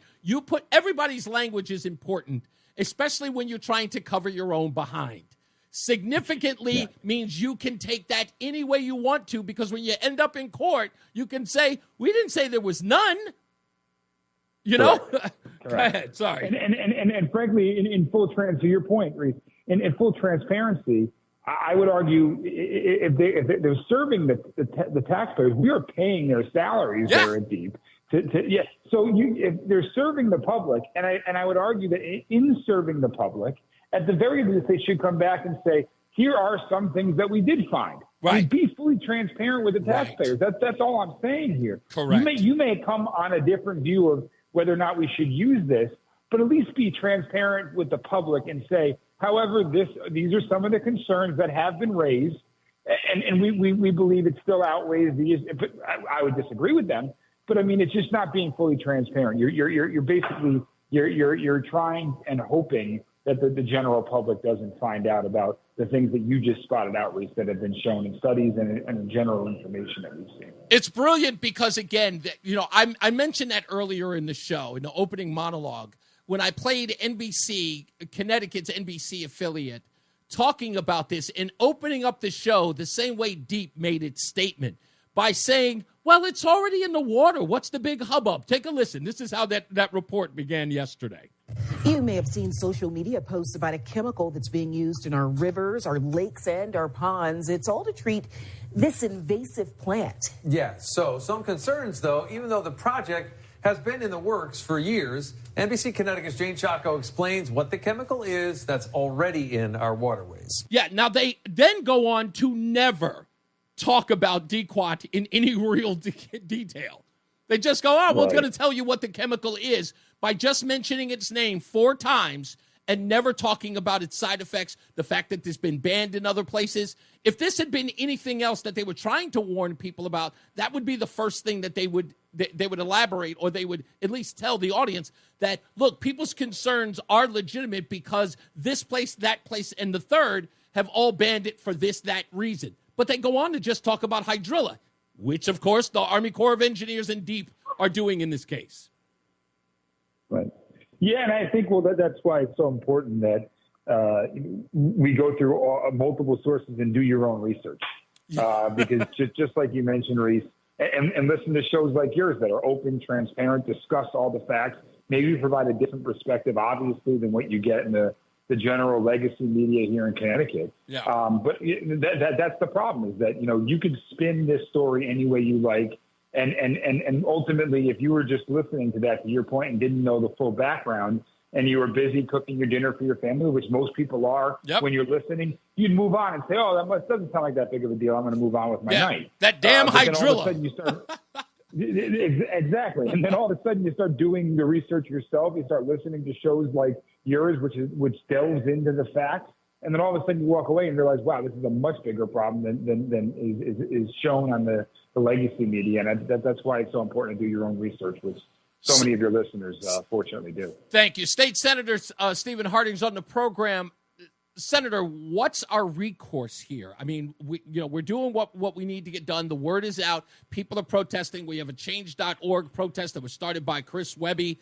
And we're seeing that number. The number of people who have signed that petition has grown, I think, 5,000. And it's like it's grown another 5,000 every 2 to 3 hours. So that's growing. So the word's getting out. Can we get, is it the governor? Blumenthal, who do we get to put an end to this, or to at least have a public response to it so that we can get them to find other ways, alternative ways, or maybe just put some brakes on this idea? I think the governor's office is where you need to go. He has the power to, appoint or remove the commissioner of DEEP. And so, obviously his opinion should bear extreme weight with their office. Indeed. And so I would certainly urge, and he says that he listens to the public. Well, this is clearly coming out loud and clear from the public that they are against this. They have legitimate concerns over this. I would say, please reach out to the governor's office. Let him know that you hope that he stands with the side of the public on this, and tells the DEEP commissioner to do the right thing here and at least put a stop to this so we could have further discussion at the very, very, very least. Yeah, I couldn't agree more. What's going on in your caucus or with other Republicans? I know Candelora has been made aware of this. I don't know if he's actually working or acting on this. What other things are you folks doing just to sort of let us know that legislators and people in elected office are doing or saying or getting involved in this one way? Can you at least let us know what you're doing on the inside? We're reaching out to the governor's office and DEEP as well on behalf of our constituents, like I'm urging the folks that are listening here to do as well that are concerned with this. And then we're also reviewing ways that we could potentially stop, take a look at this going forward. I think that, we have an imminent risk, as is stated, that's coming up this upcoming Monday that we're looking to address at the moment. And that's the effort related to the governor's office. That's the effort related to DEEP. And contacting them to have them review this decision that they've made to spray this. I think that going forward, I think we're going to be reviewing measures legislatively for future cases so that we don't end up doing something like this again. Yeah, last but not least, let me ask you this. From what you've been able to glean from all of this, am I correct in suggesting that this was a federal plan? I think Governor Lamont was asked about it, and his response was, I read an article by James Baker in the Connecticut Mirror that says that Lamont was asked about this and said that this was out of his hands, that the federal government was just doing it on its own without discussing this with local authorities? Yeah, I haven't seen that quote, and I don't know what he was trying to say, but I mean, Deep has to approve these spraying efforts. So, right. I mean, he may be right in saying that the federal government was involved or was primarily driven by the Army Corps of Engineers within, which is obviously the federal government. Yeah. However, with that said, I mean, Deep does have authority to stop things like this. So for him to completely shield any responsibility and to say that it's a federal project is I think is not factual. I was just thinking that. I'm like, with William Tong and Justin Elliker constantly talking about how they're not going to aid and abet federal officers coming into the state, that the federal government would just just walk in and say, hey, we're gonna pollute your water. Nobody lifts a finger. That's insanity. Great point. You're picking and choosing. Talk about picking and choosing what you want to battle with the federal government, right? Yeah, indeed. It's absolutely insane. Senator Stephen Harding, thank you as always, sir. We love having you on the show, and we appreciate you. Pleasure. Yeah, I love your show, so I'm always happy to be on. Thank you, man. We'll see you next time, and hopefully it'll be for something good. Let's get another check of our weather and traffic, and of course, top of the hour news with John Silva. Jason Catarina's got weather, and Mark Christopher's in your BPS Traffic Center. Hey, Mark. Stay locked in. Reese on the radio is on WTIC News Talk 1080. Oh, man. When we come back, we've got Negro Nonsense. Can't forget about that. Sean P. Diddy Coombs edition. Yes, that's how I pronounce it. We'll talk about that as well. I don't see my usual rabble-rousers in there, but they'll join us. They know when it's coming. We'll get into that a little later. Also, I want to talk about the big, beautiful bill, which I'm incredibly excited about. And I'm waiting for the phone call from Eric, who's going to call up and say, okay, now the bill's been passed. What do you say now? He's not going to be prepared for me. He's not. He's just not, and most people are not. I know I've learned this. They've learned it the hard way, but I've learned that about them the hard way. They don't know what they're getting into when they get into a debate with me about this stuff. And I wish they would understand that Reese on the radio is not conventional. Conventional wisdom is nonsense. I don't follow it. I just don't. So I'm hoping that nobody gets their feelings hurt, as I go off the beaten path with this bill. I just am. I was thinking about my can I call him my nemesis? He's not my nemesis. I say that to josh with him. But I know I'm probably dredging up his name. Don't freak out because I say it. Tim in Hamden. And I'm only using him as an example because I've gone through this before. So I have two neighbors who both are Trump haters and avowed Trump haters. Two of which is a married couple, go to protest against Trump every weekend. Like every week, every protest you've seen over the last couple of weeks, be it Tesla, be it Medicaid, whatever, they've gone. They are there. And they live across the street, and we share recipes and hang out with one another. When my wife used to smoke, she's recently quit, the wife, and she would sit there, and they would talk about things and about politics. So we get along. They love us. And they know we're Trump supporters. They see us wear our MAGA shirts on. But they love us. And we always have the greatest time every time we hang out with them. And while you're out there saying to yourself, it's like, really, how's that possible? I could never have that with people who hate Trump who find out that I'm a Trump supporter. How do you do it? It's simple, the same way I do with Tim.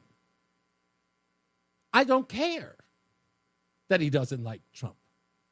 I don't care that he thinks Trump is a vicious, evil Nazi I don't. And I will never let his vitriol for Donald Trump get to me or take me out of pocket. I just won't. I accept him for his hatred of Trump. And that disarms them. That I don't get into a fighting stance when I was like, I can't stand Trump. Well, why? What's wrong with you? Don't you love America? I don't do all that. I just go, oh, okay. That's cool. To each his own. They don't know how to deal with that. Somebody who just embraces them for what they believe in. That's unheard of. That's why Timmy calls here every day that he can. Because deep down, he's never been diffused like that. He'll say that. I know he says it amongst his friends. He goes, that Reese, he's a conservative bully. But he likes me. Let's get a check on the weather and traffic.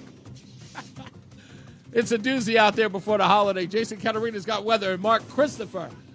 Have we seen any changes in the traffic in the BPS traffic center? No, it's been pretty easy. Pretty good this afternoon. Nothing going on in I thought it would have been all these people on the road, going nuts. We're told 47 million people were going to be on the road. Well, don't go near New York City. Don't go near New York City. That is just one. Every road looks like a solid red line. First of all, that is a rule of thumb. Do not go near New York City. You don't need a holiday for that. Yeah, there you go. I mean, I'm looking at the Cape. I mean, it looks fairly easy getting to the Cape right now. There's a few spots that are slow, but nothing massive as far as the backup there. That's good. That's good. The self-proclaimed love child of Rush Limbaugh. They're running a strange program, y'all. Reese on the radio on News Talk 1080 WTIC. Getting to your phone calls in a minute on Reese on the radio, I promise. But I want to talk a little bit about the big, beautiful bill that just, of course, just passed. And, I've seen all of these Democrats who are now walking around like someone either stole or harmed their dog, pouting and crying about the passage of the bill. And I've got to be honest with you, folks. It doesn't make sense to me. Why would you be sad about a bill passing that you know is going to get you to win the midterms, where you will get back in power and you will impeach the President of the United States? You will get another crack at destroying the man who has drawn your ire since 2015. An opportunity for you to give your constituents what they want, their pound of flesh, if not more, from this orange man bad. What would you be crying about? What are you so miffed about? This is supposed to ensure you taking over the levers of power. This horrible bill, this deal with the devil. But I have a strange feeling why I know you're upset. It might sound a little like this. And this is good news, much better than expected. An upside surprise on headline payrolls, 147, the estimate 106. The unemployment rate was at 4.2. In our survey, economists were looking for that to climb up to 4.3. It comes in at 4.1. And if you want some high-frequency data, or at least some higher-frequency data, jobless claims, much lower than expected. Across the board here in the labour market, this is a pretty solid read. You expected some of this, but this is better than expected? Yeah, Sarah, it is. Look, this jobs market is like the Energizer Bunny. Every single time we expect it to run out of steam, it just keeps going and going. So these new numbers show that the U.S. economy added 147,000 jobs in June. That was well ahead of the expectation of about 118,000, well ahead of some whispers that we heard on Wall Street of a sub 100,000 number. So this is indeed beating expectations. We were also expecting a slowdown. We did not get that. This is basically in line with May, which was revised higher. It's also good news. The unemployment rate was expected to go up. It didn't. It went down to 4.1%. That is a very healthy number. This is still relatively historically low. And again, it's below the 4.3% that we had expected. Again, since, March and before, there were predictions that the tariffs, now granted, a lot of them have been pulled back, most of them have been pulled back, but all that tariff policy was going to lead perhaps to inflation, would lead to job losses, predictions of doom. That doom just hasn't happened yet. Oh, That's right.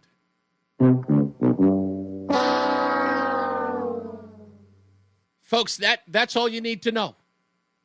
If you hear all of this sob stories with Democrats walking through the halls of Washington with their heads hung low, crying even on television, or at least giving a sense of, oh, I can't believe it.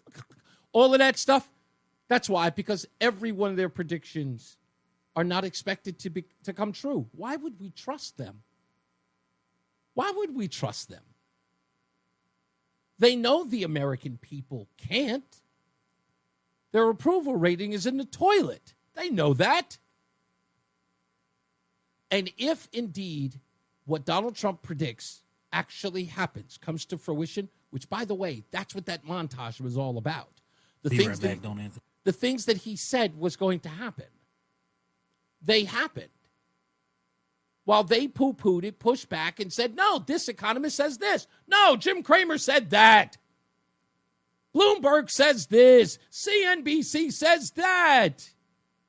I don't think the president knows what he's talking about. He's just a guy who used to be on The Apprentice. He's not a real businessman. Buildings everywhere. Buildings everywhere. He doesn't know what he's talking about. He's not smarter than the experts. And then turns out to be smarter than the experts. And the parakeets who repeat them, leaving them all hung out to dry, never once calling those experts back in.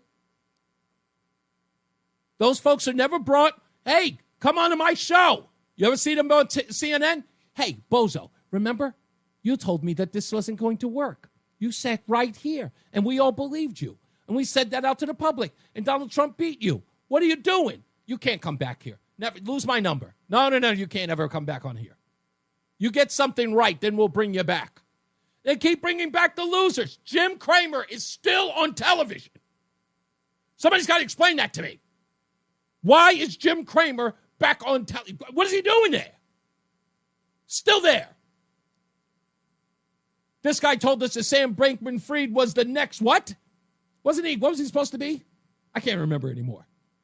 I've lost that audio clip.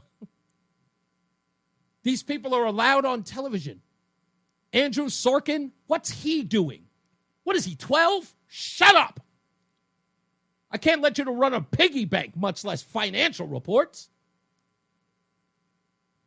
These guys are supposed to be like the wizards of smart. They're on television. And I know that, look, I know the lure of it. I get it. It's the reason why I love radio. There's credibility here.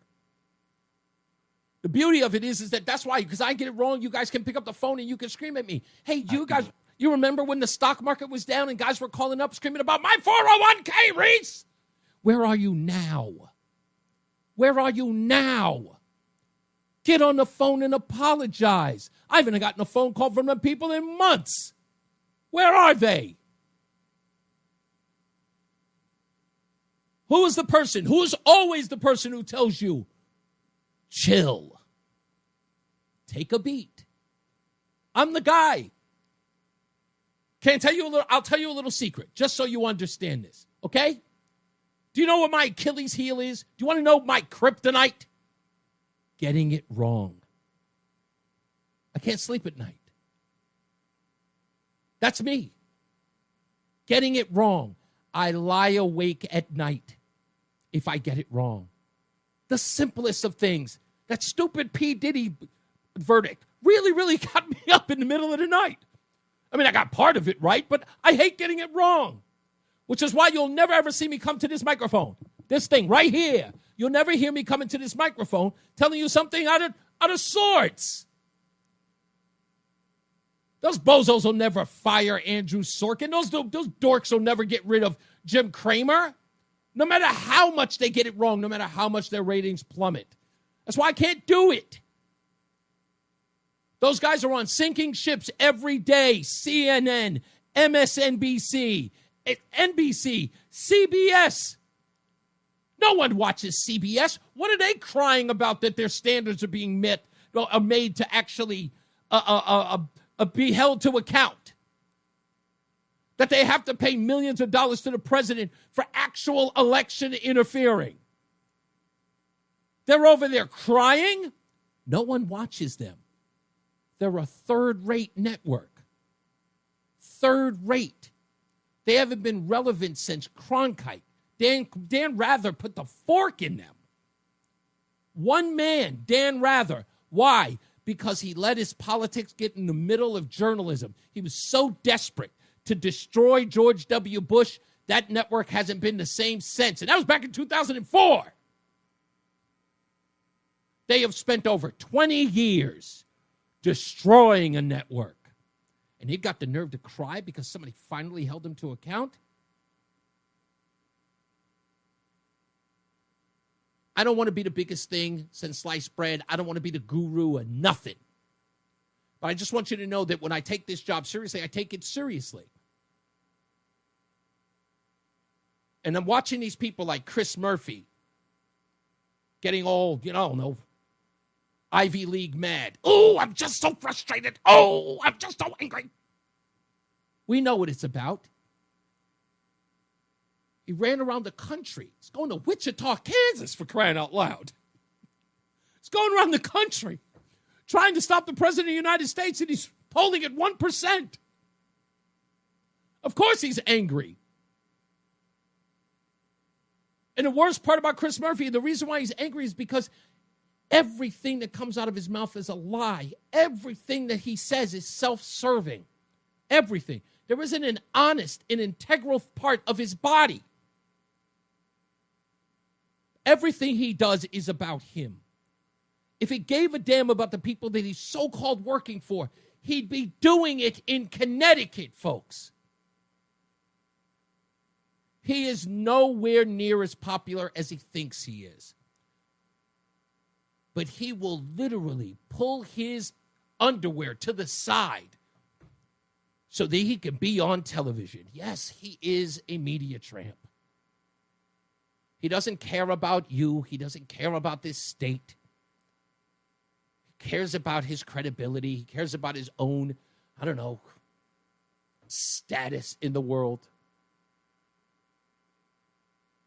He's a self-serving hack, as are most of these people. They don't even understand that they could be the champions they all wish they were if they just did one thing. And that's just be honest and tell the truth and stop making it about taking out Donald Trump. Some of these people are ants fighting a boot, trying to gain some sort of credibility or notoriety over somebody who's clearly bigger, stronger, faster, smarter than them. Well, literally like becoming celebrities to people who don't matter. Sorry, but they don't.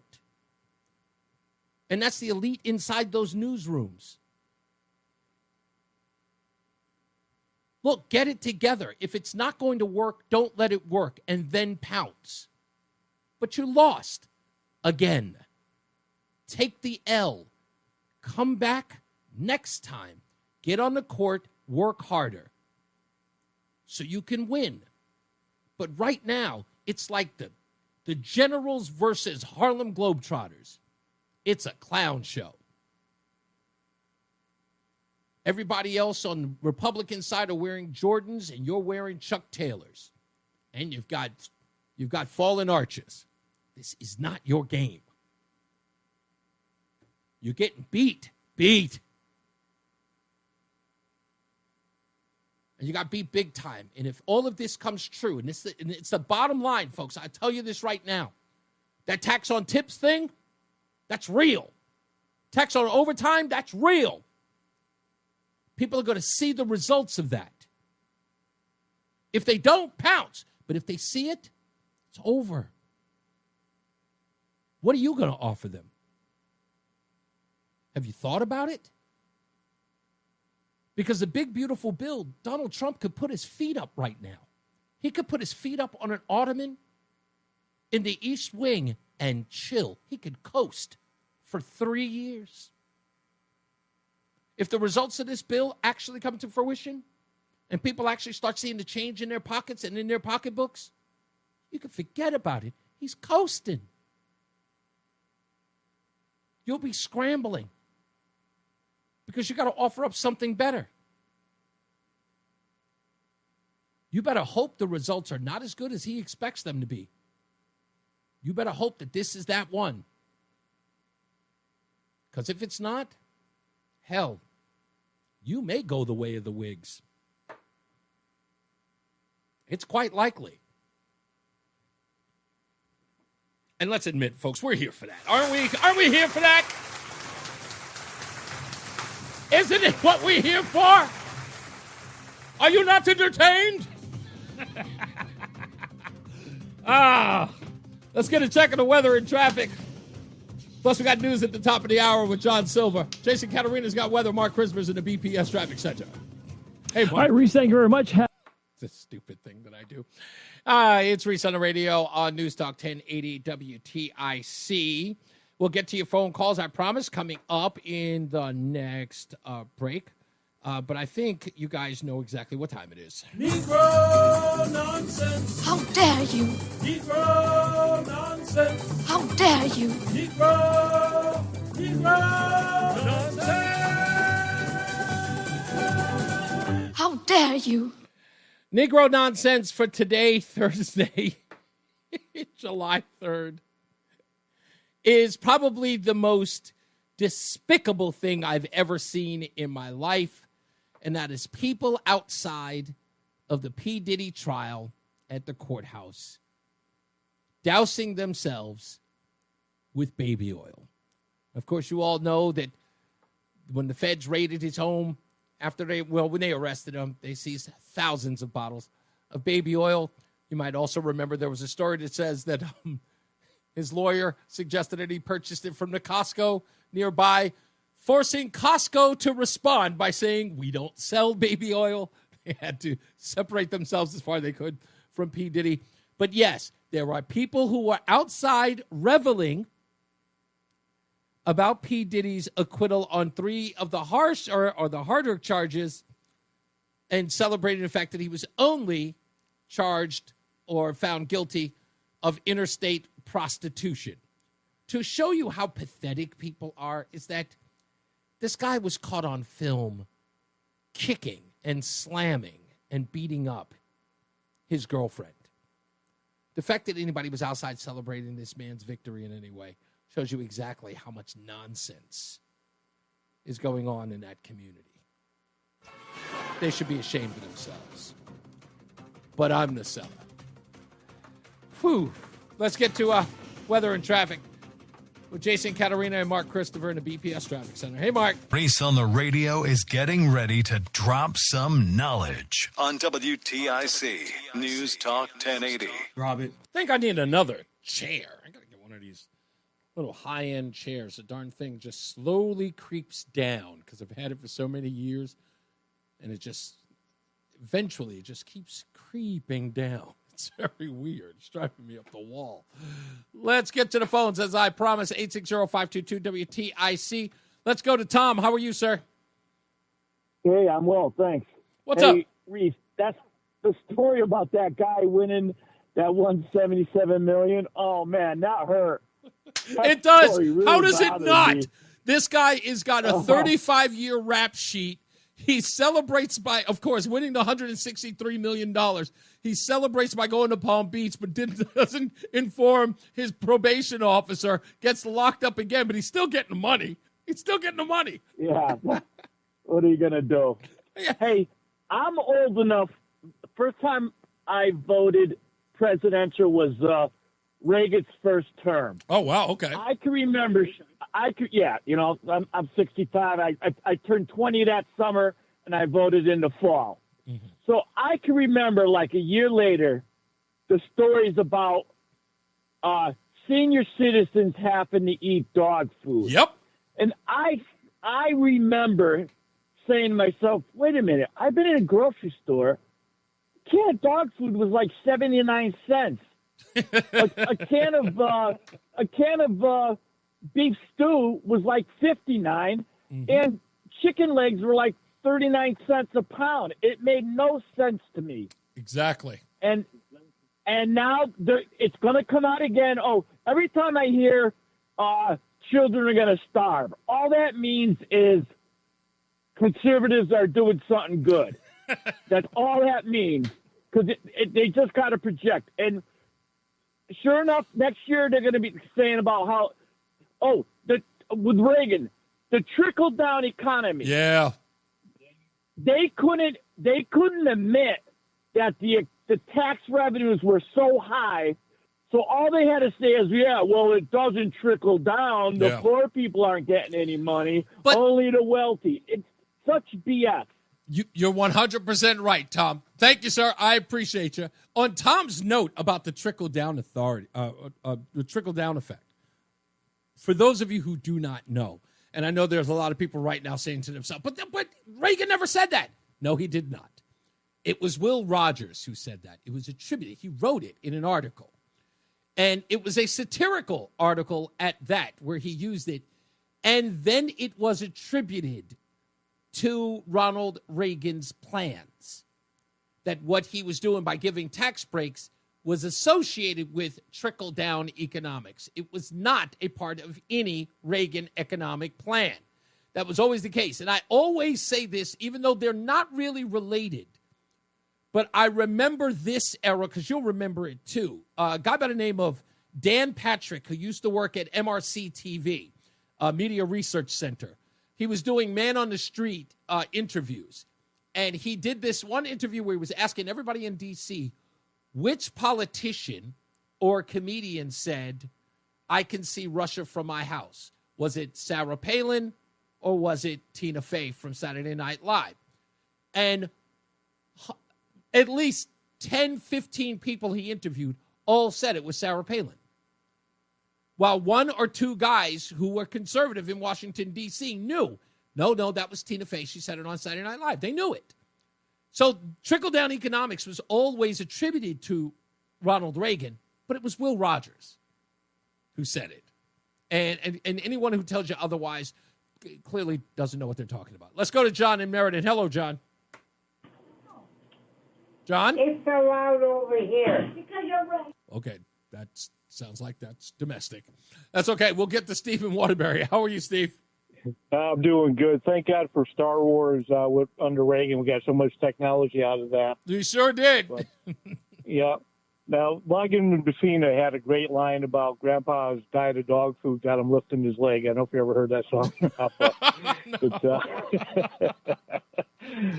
Before I get to what I was calling about, one last thing with this baby oil. Yeah. Do you think that might bring the Jerry curl back there? I hope not. But I was telling Roland off the air yesterday. You may have heard it in the chat room.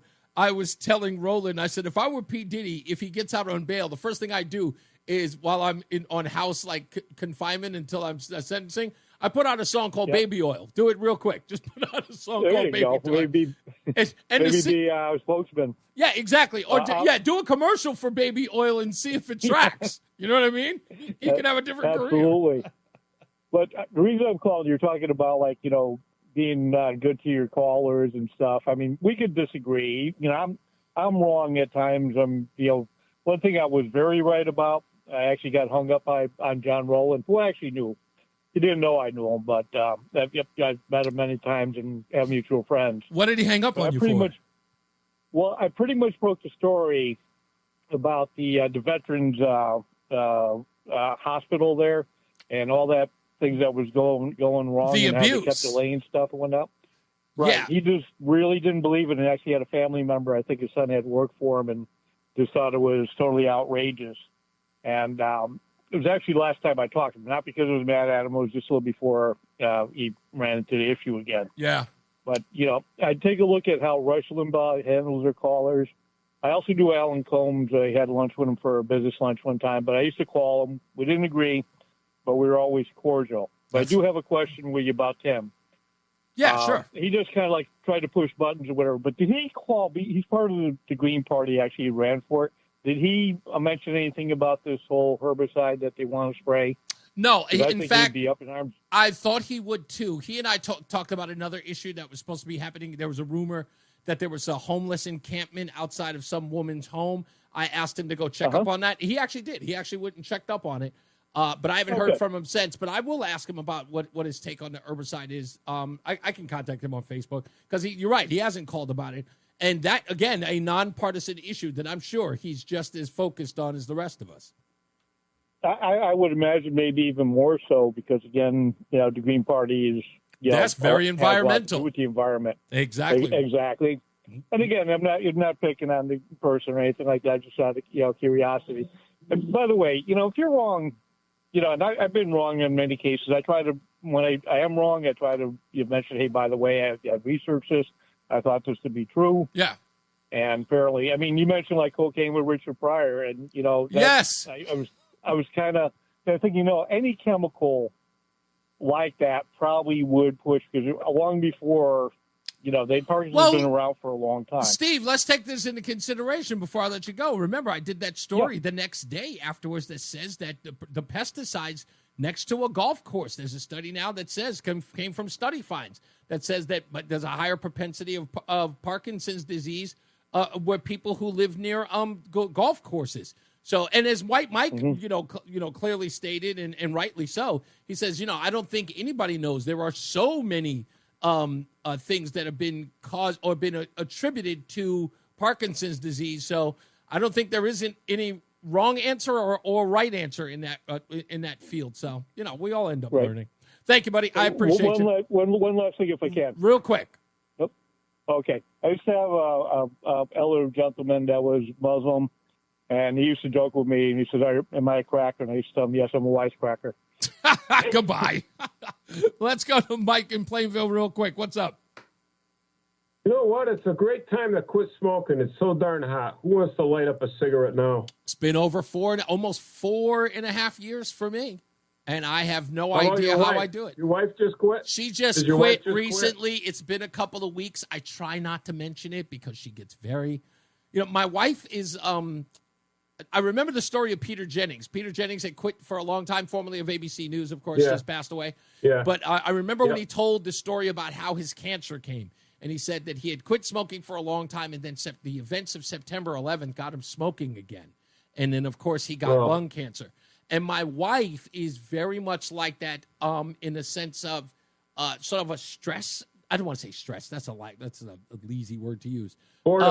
She is, when stuff is on her mind and she's trying to figure stuff out, she likes to sit alone, and idle hands are the devil's playground. So a cigarette seems to be soothing. So she uses it kind of as a comfort food or a comfort use, which is why she smokes.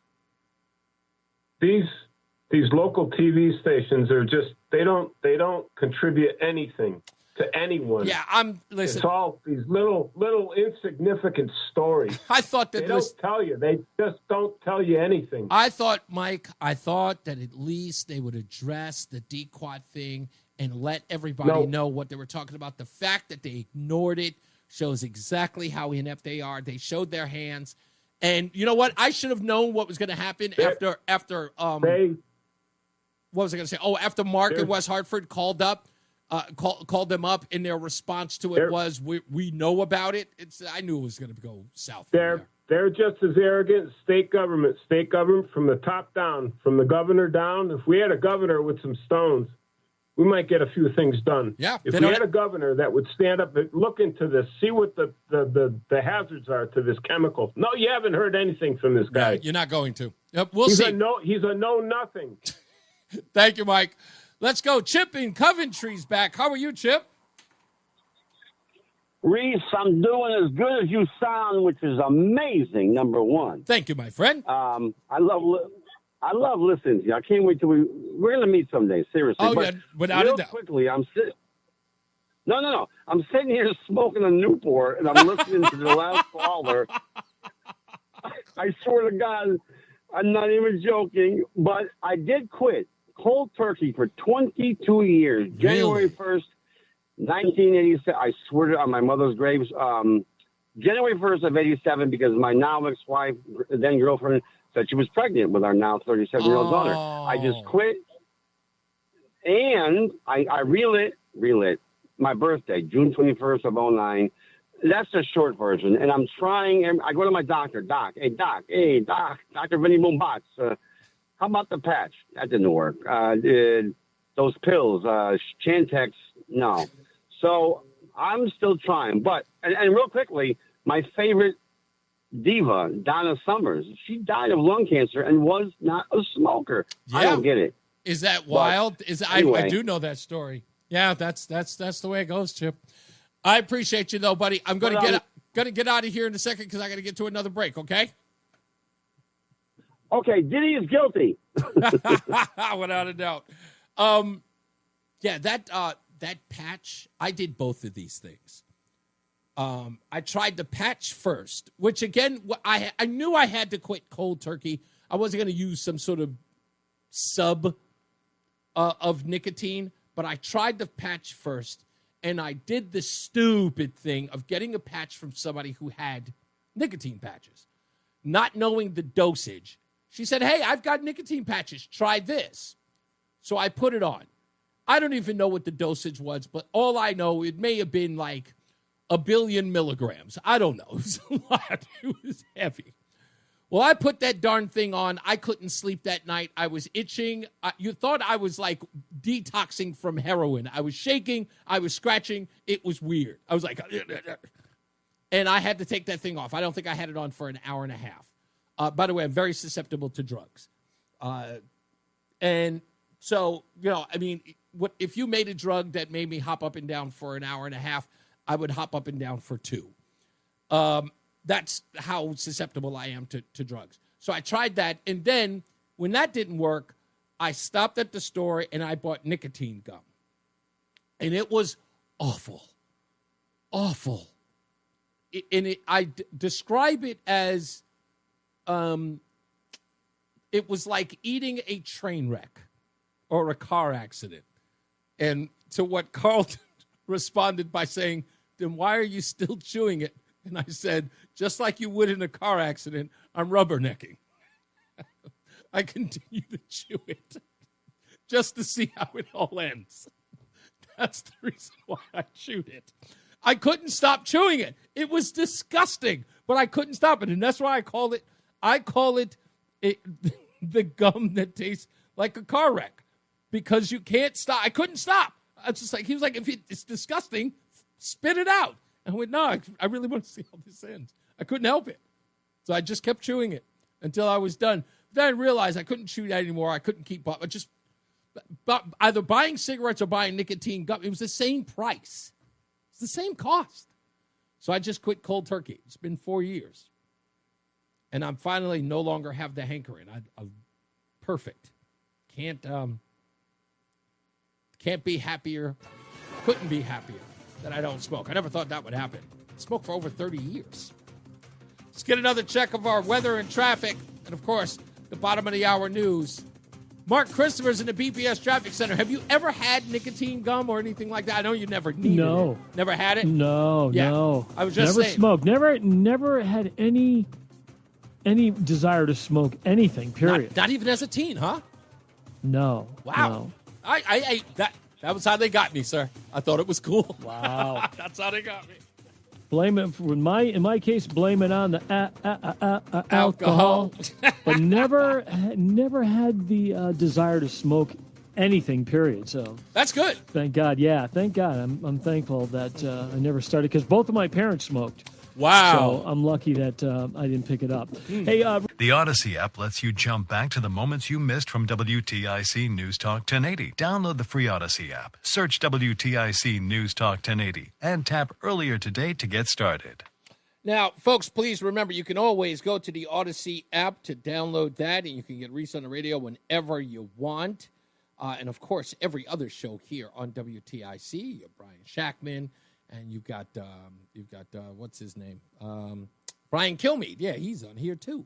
And it's a good app to have. I have one. You should have it too. So make sure you do.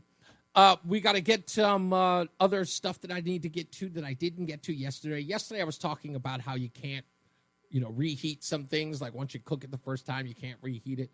The Justin Elliker thing is kind of an old story now because we're talking about Diquot ad nauseum, getting to the bottom of that. I'm not going to be satisfied until that story is put to bed, and that is stopping this spraying of the herbicide. We're going to ride that for a little bit, and we'll get more details, and we'll get more people on the phones if necessary to get this put to a stop. And I'll even, send a note out to Brian Shackman to ask him to talk about it as well, because this story is too big to ignore. The Justin Elliker thing, the reason why I wanted to talk about it is because he said something that blew my mind, that I could not understand why you would admit that. And Justin Elliker has been in office for a little more than 5.5 years. And he said this.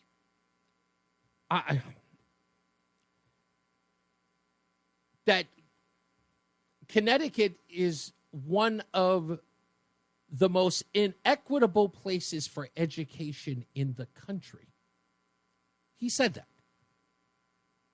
That Connecticut is one of the most inequitable places for education in the country. Why? Is it not one of the most liberal? How could it possibly be? I mean, we're talking about overwhelmingly liberal with its people, its staffers, politically, that is. They rule the roost here. Their entire way of life is about equity. How is Justin Elliker or Lamont or the legislature or local mayors across the state, how are they failing at this? How is that possible? And how dare they, much less him, ask for re-election when he hasn't been able to combat that? I mean, he's all in it for the blacks, isn't he? He wants to name a street after a guy who wanted to use a vehicle to run over cops. I mean, that's who he is. How's it still? There's no equity? Justin Elliker, you're failing at that. You're fighting for re-election for what? To spend another 5 years not making the world equitable for blacks or any other minority? I mean, the only thing that you can do is harbor fugitives. That's what they are. I just thought it was odd. We'll talk about that and some other stuff that he said as well. Let's get some weather and traffic. Jason Caterina and Mark Christopher is in the BPS Traffic Center. Hey, Mark. What's up, everybody? You know who it is. You know who it is. You know who it is. It's Reese on the radio. Frederick Douglass of the 21st century. It's WTIC News Talk 1080. All right, we're almost out of here. Just to let you know, Reese on the Radio will be here tomorrow on the 4th of July. There's no fireworks until later on in the evening. So hang out with me right before, while you guys are sitting around, maybe having some lunch, some friends are over, whatever you're doing, barbecuing in the backyard. I will not be barbecuing. We do not have a barbecue. We don't have barbecue. We don't have a grill. We were thinking about buying one, but every time I look at it, I don't know whether or not I want to do charcoal or I want to do propane. I'm nervous about propane just because I don't want that stupid canister blowing up. It gets rather warm inside my garage. I just don't, it bothers me. Fire is one of those things that I'm deathly afraid of. I just don't. It's just scary. I'm like Frankenstein with that stuff. So maybe the charcoal, I don't know. I don't have a grill, but I'm sure my neighbor will be grilling. So maybe I'll just, raid his grill or something like that. But nonetheless, my point was Reese on the Radio will be here. And so if you're not doing anything, and just turn on the old transistor radio, and your buddy Reese on the Radio will be here. And we'll make it very patriotic. I don't know if the wife's going to sing America the Beautiful. I'm trying to talk her into it, but she's very nervous. She's already nervous to be on the show as it is, and she performs beautifully, but she'll be here. Oh, yes, it's ladies' night, oh, what a night. Yeah, we got plenty of stuff to get into, Roseanne and I do. One of the things that we did want to talk about on tomorrow's show, we saw this, or I saw an article, and I told her maybe we should discuss it, but it may not be worth it. But it's called, "This is the Rudest Thing You're Doing Every Time You Meet Someone New, and It Causes Instant Dislike."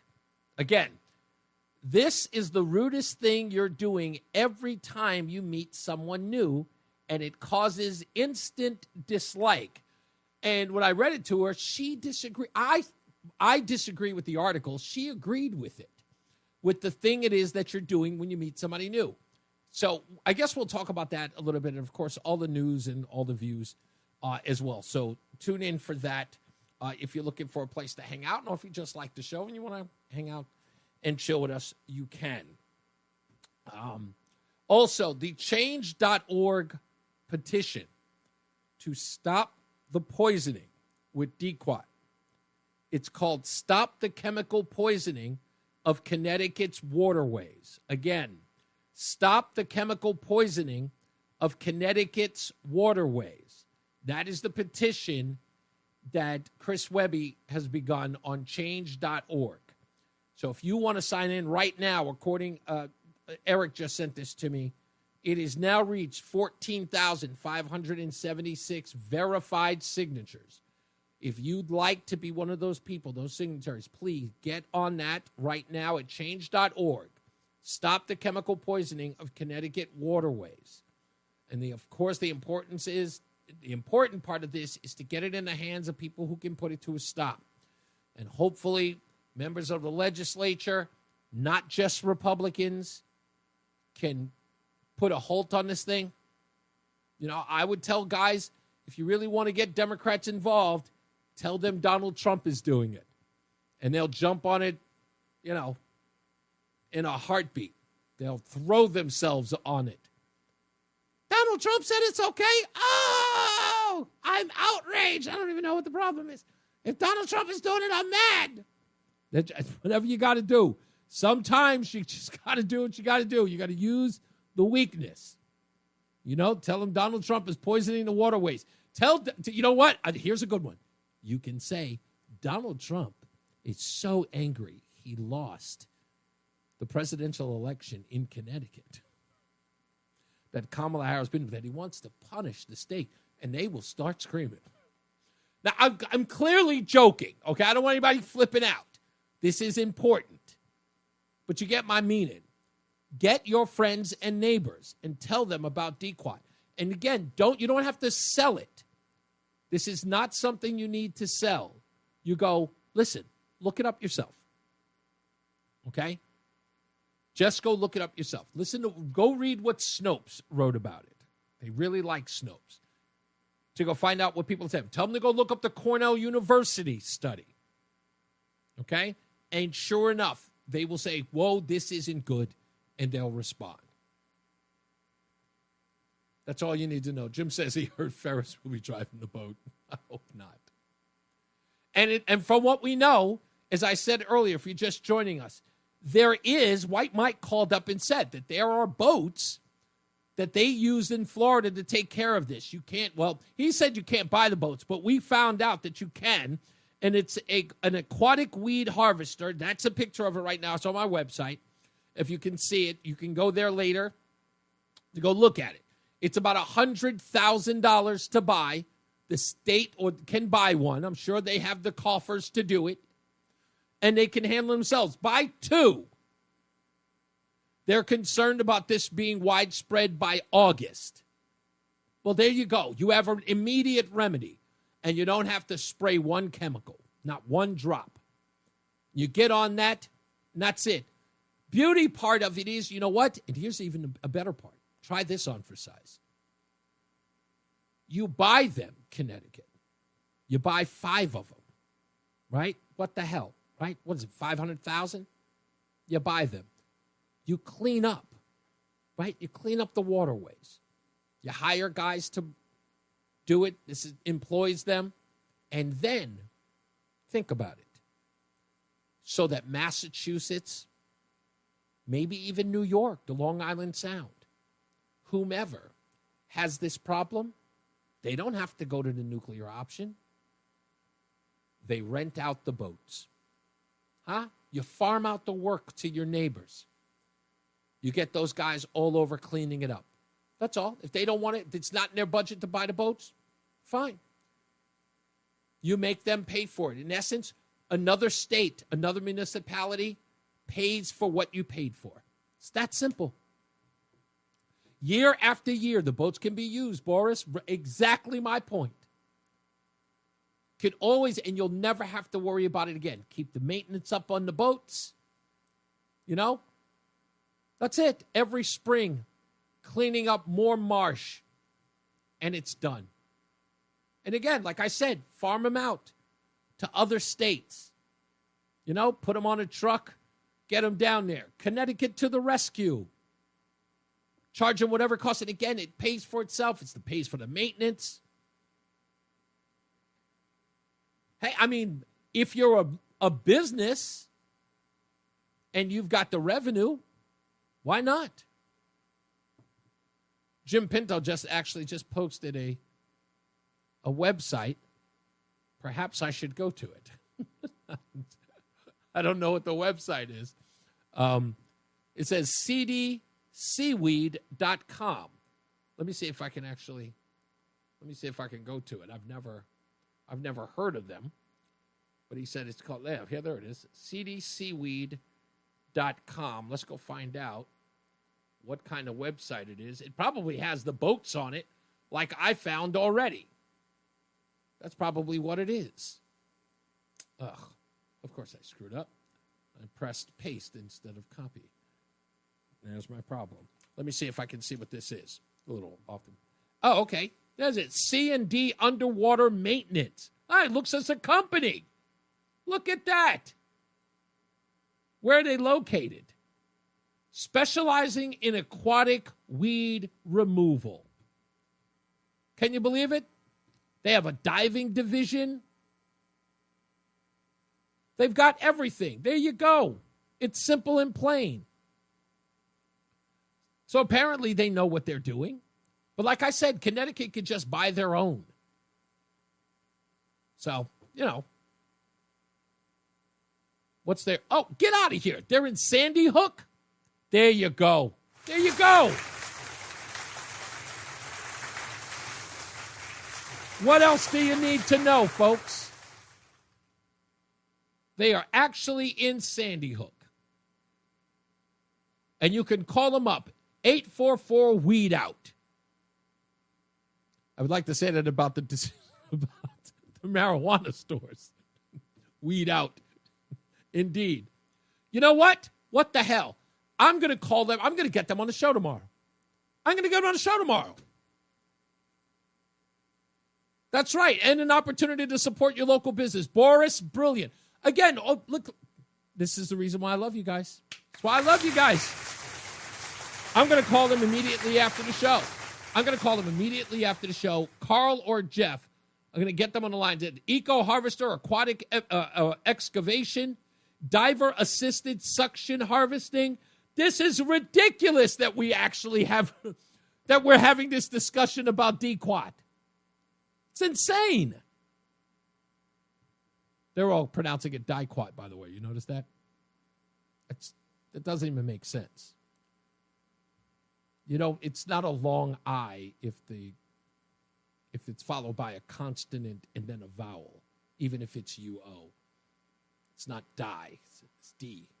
That's just so you know. Anyway. By the way, okay, all right, thank you. See, that's right, okay. But yeah, I'm gonna call them up, see if I can get them on the line. I hope they're still open. I hope this is their cell phone number. Maybe it's their cell phone number. We're gonna actually get them on the phone. Okay. Well, that's it. And somebody should have sent this to me earlier. We could have called them and had them on the show after the senator. By the way, I want to thank State Senator Stephen Harding for being on the show. He is, again, the ranking member of the Environmental Committee in the Senate. So I want to thank him for being on the show and spearheading this effort to put a stop to this and trying to reach out to the governor to get him to put his foot in this and to get a stop to this. So this doesn't end just because the holidays come in. Monday morning, we got to be right back on this because the last public hearing, or at least the public is not allowed to, I guess, respond to this after the 13th, which is another week away. So we got to put more pressure on it, even if people are out on vacation or people are out of town. Remember to go to change.org and stop the chemical poisoning of Connecticut's waterways is the petition. So get on that and sign it. I'll let you know tomorrow when we get back if indeed I got in touch with Carl or Jeff, I should say, at the underwater maintenance of C&D. That's their company. I'll try to reach them now. Yeah, that's about it. Roland, what are you doing? Are you working tomorrow? Are you going to be here with me? Yeah. Oh, okay. I didn't know if you had a day off. I figured, it's a holiday. You can take the day off. Yeah, whatever. You got any plans in the evening? No cookout? You going to somebody's house? Got a tournament. Another tournament? At night, like after the show? No, on Saturday. Oh, on Saturday. Well, that's why I said 4th of July is on Friday. What are you going to do like after the show? Oh, nothing. Nothing? Not even going to see fireworks? I don't care about. Oh, come on. That's disappointing. Listen, isn't your daughter interested in fireworks? Or is she too grown for fireworks now? I'll be gone. She got another dance competition? I have no idea. He must be busy doing something. He's ready to go. You can hear me? No, I can't hear you. Your mic is off. My mic ain't off. I couldn't hear you. You said your daughter have another dance competition? Yeah, she got dance, so she can't be. Oh, okay. All right. Well, all right. I'll be at some cookout watching fireworks. There'll be fireworks at my golf course. That's definite. I have to deal with that nonsense all night. All right, we'll see you guys tomorrow. As I always say, radio is free, so we thank you for paying attention. Remember to keep JC in your hearts and in your minds. Sean Patrick, we love you and we miss you. Remember that panic is not planning, so plan your work and work your plan. Me, I'm Reese on the radio. You, have a good night, pleasant tomorrow. We'll see you the 4th of July. Jason Catarina's got weather, and Mark Christopher, he's got your weekend traffic. Getting you home. He's in the BPS Traffic Center. See you tomorrow. All right, Reese. Yeah, have a great night, Reese. Thank you. This traffic report being brought to you by Columbia Implant Center in Manchester. Quiet on the road southbound. All right, good sir. All right, see you mañana. Northbound 91, moving well, Cromwell up into wind. Be ready for action. Sides of 84, oh, yeah, ready to go. We got to have fireworks and everything. I got explosions. Good ride, glass. 91 southbound sluggish. All right, see you 19 later. to 7 in Meriden. If you're traveling west. All right, y'all. Happy 4th. Yes, we'll see you tomorrow. Thank you, Steve. I appreciate you, man. Let me get on it. I'm going to get these guys on the phone right now. All right? Y'all be good. See you mañana.